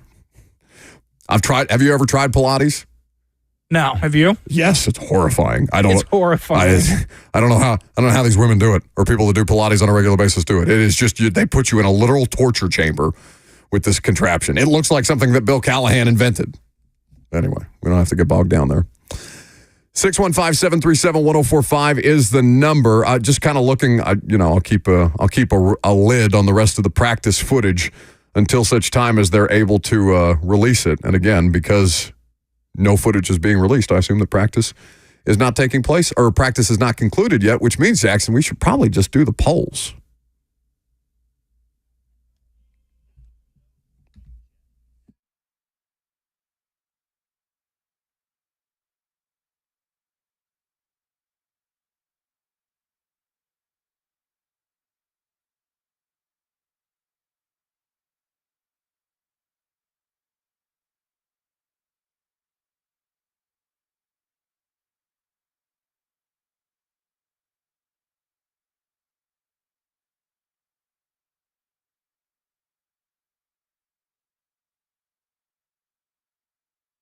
These are the polls, and they're brought to you by Two Rivers Ford, the South's most trusted Ford dealer. Friday Fire, what in sports gave you some feel good in sports this week? We got no responses to this, Buck. I had such a good one. We raised over $100,000 collectively for Leukemia Lymphoma Society. Not one of you had something good happen to you this week? Apparently not. So that's shameful. What a great start to the shameful. 40,000 people. I've got over 40,000 people that follow me on Twitter. Not one of you had a good week? Insane. Who you got this weekend, Tennessee or Vandy? Mike Giardi replies and said, "That's none of your damn business." Giardi listens to more Nashville sports talk radio than anybody in Boston, Massachusetts should on a regular basis. He knows. I don't know why he's so invested in the success or failure of this team. He has his own team to cover. Get him out of here. But the response is all Vols all the time from everybody else. It feels like it should be. I can't imagine 3 straight seasons where Tennessee sweeps Vanderbilt as a program. The rivalry between the two of them means too much, but we'll see. Tennessee appreciably better this year. Which Titans UDFA has the best chance to make the roster? Some votes for Cole Spencer, Dylan Johnson, Cole Spencer, Isaiah Hitton. Did I say that right? Oh, it's like Eton, Iton, Hiton.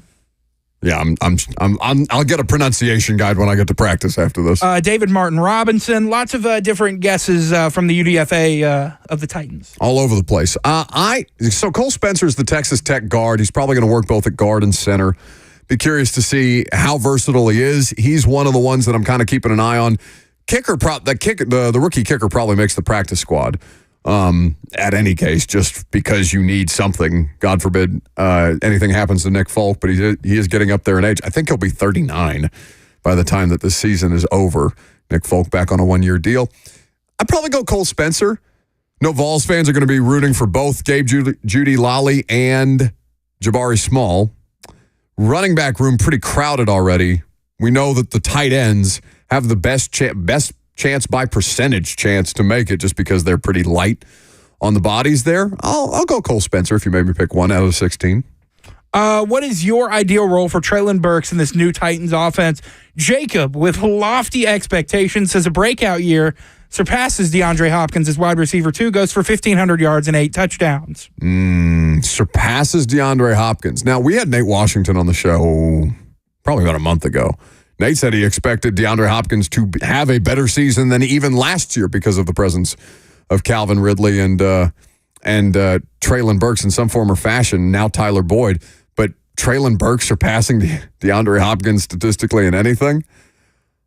The guy has 1 career receiving touchdown. 1,500 yards and 8 touchdowns would be insane from Treylon Burks. He has, in his career, across 2 seasons, just over 600 receiving yards. Across 2 seasons. And 1 touchdown. Well, he's technically got 2. I don't want to take a touchdown the fumble. away.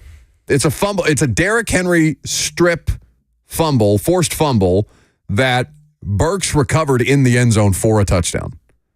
I can't remember which game that was. Either way, Treylon Burks technically has 2 touchdowns, but only 1 receiving in 2 seasons of football. Footage is coming out from practice now, which means that practice has officially concluded. We have more polls? Those are the polls. Excellent. So we have more polls, or rather we have more rookie footage coming out. We've got tryouts for the Titans all over the place. And oh my goodness, people are making fun of Terry McCormick for posting a picture where he completely cropped out all of the rookies on the tryout sheet that he tried to post. That's hilarious. Callahan at the podium? Not yet. Well, you'll hear it coming up next on Blaine and Mickey featuring Brad Hopkins. So we're going to end a little early here so you can get that full press conference live. See you guys Sunday night on the Primetime Show.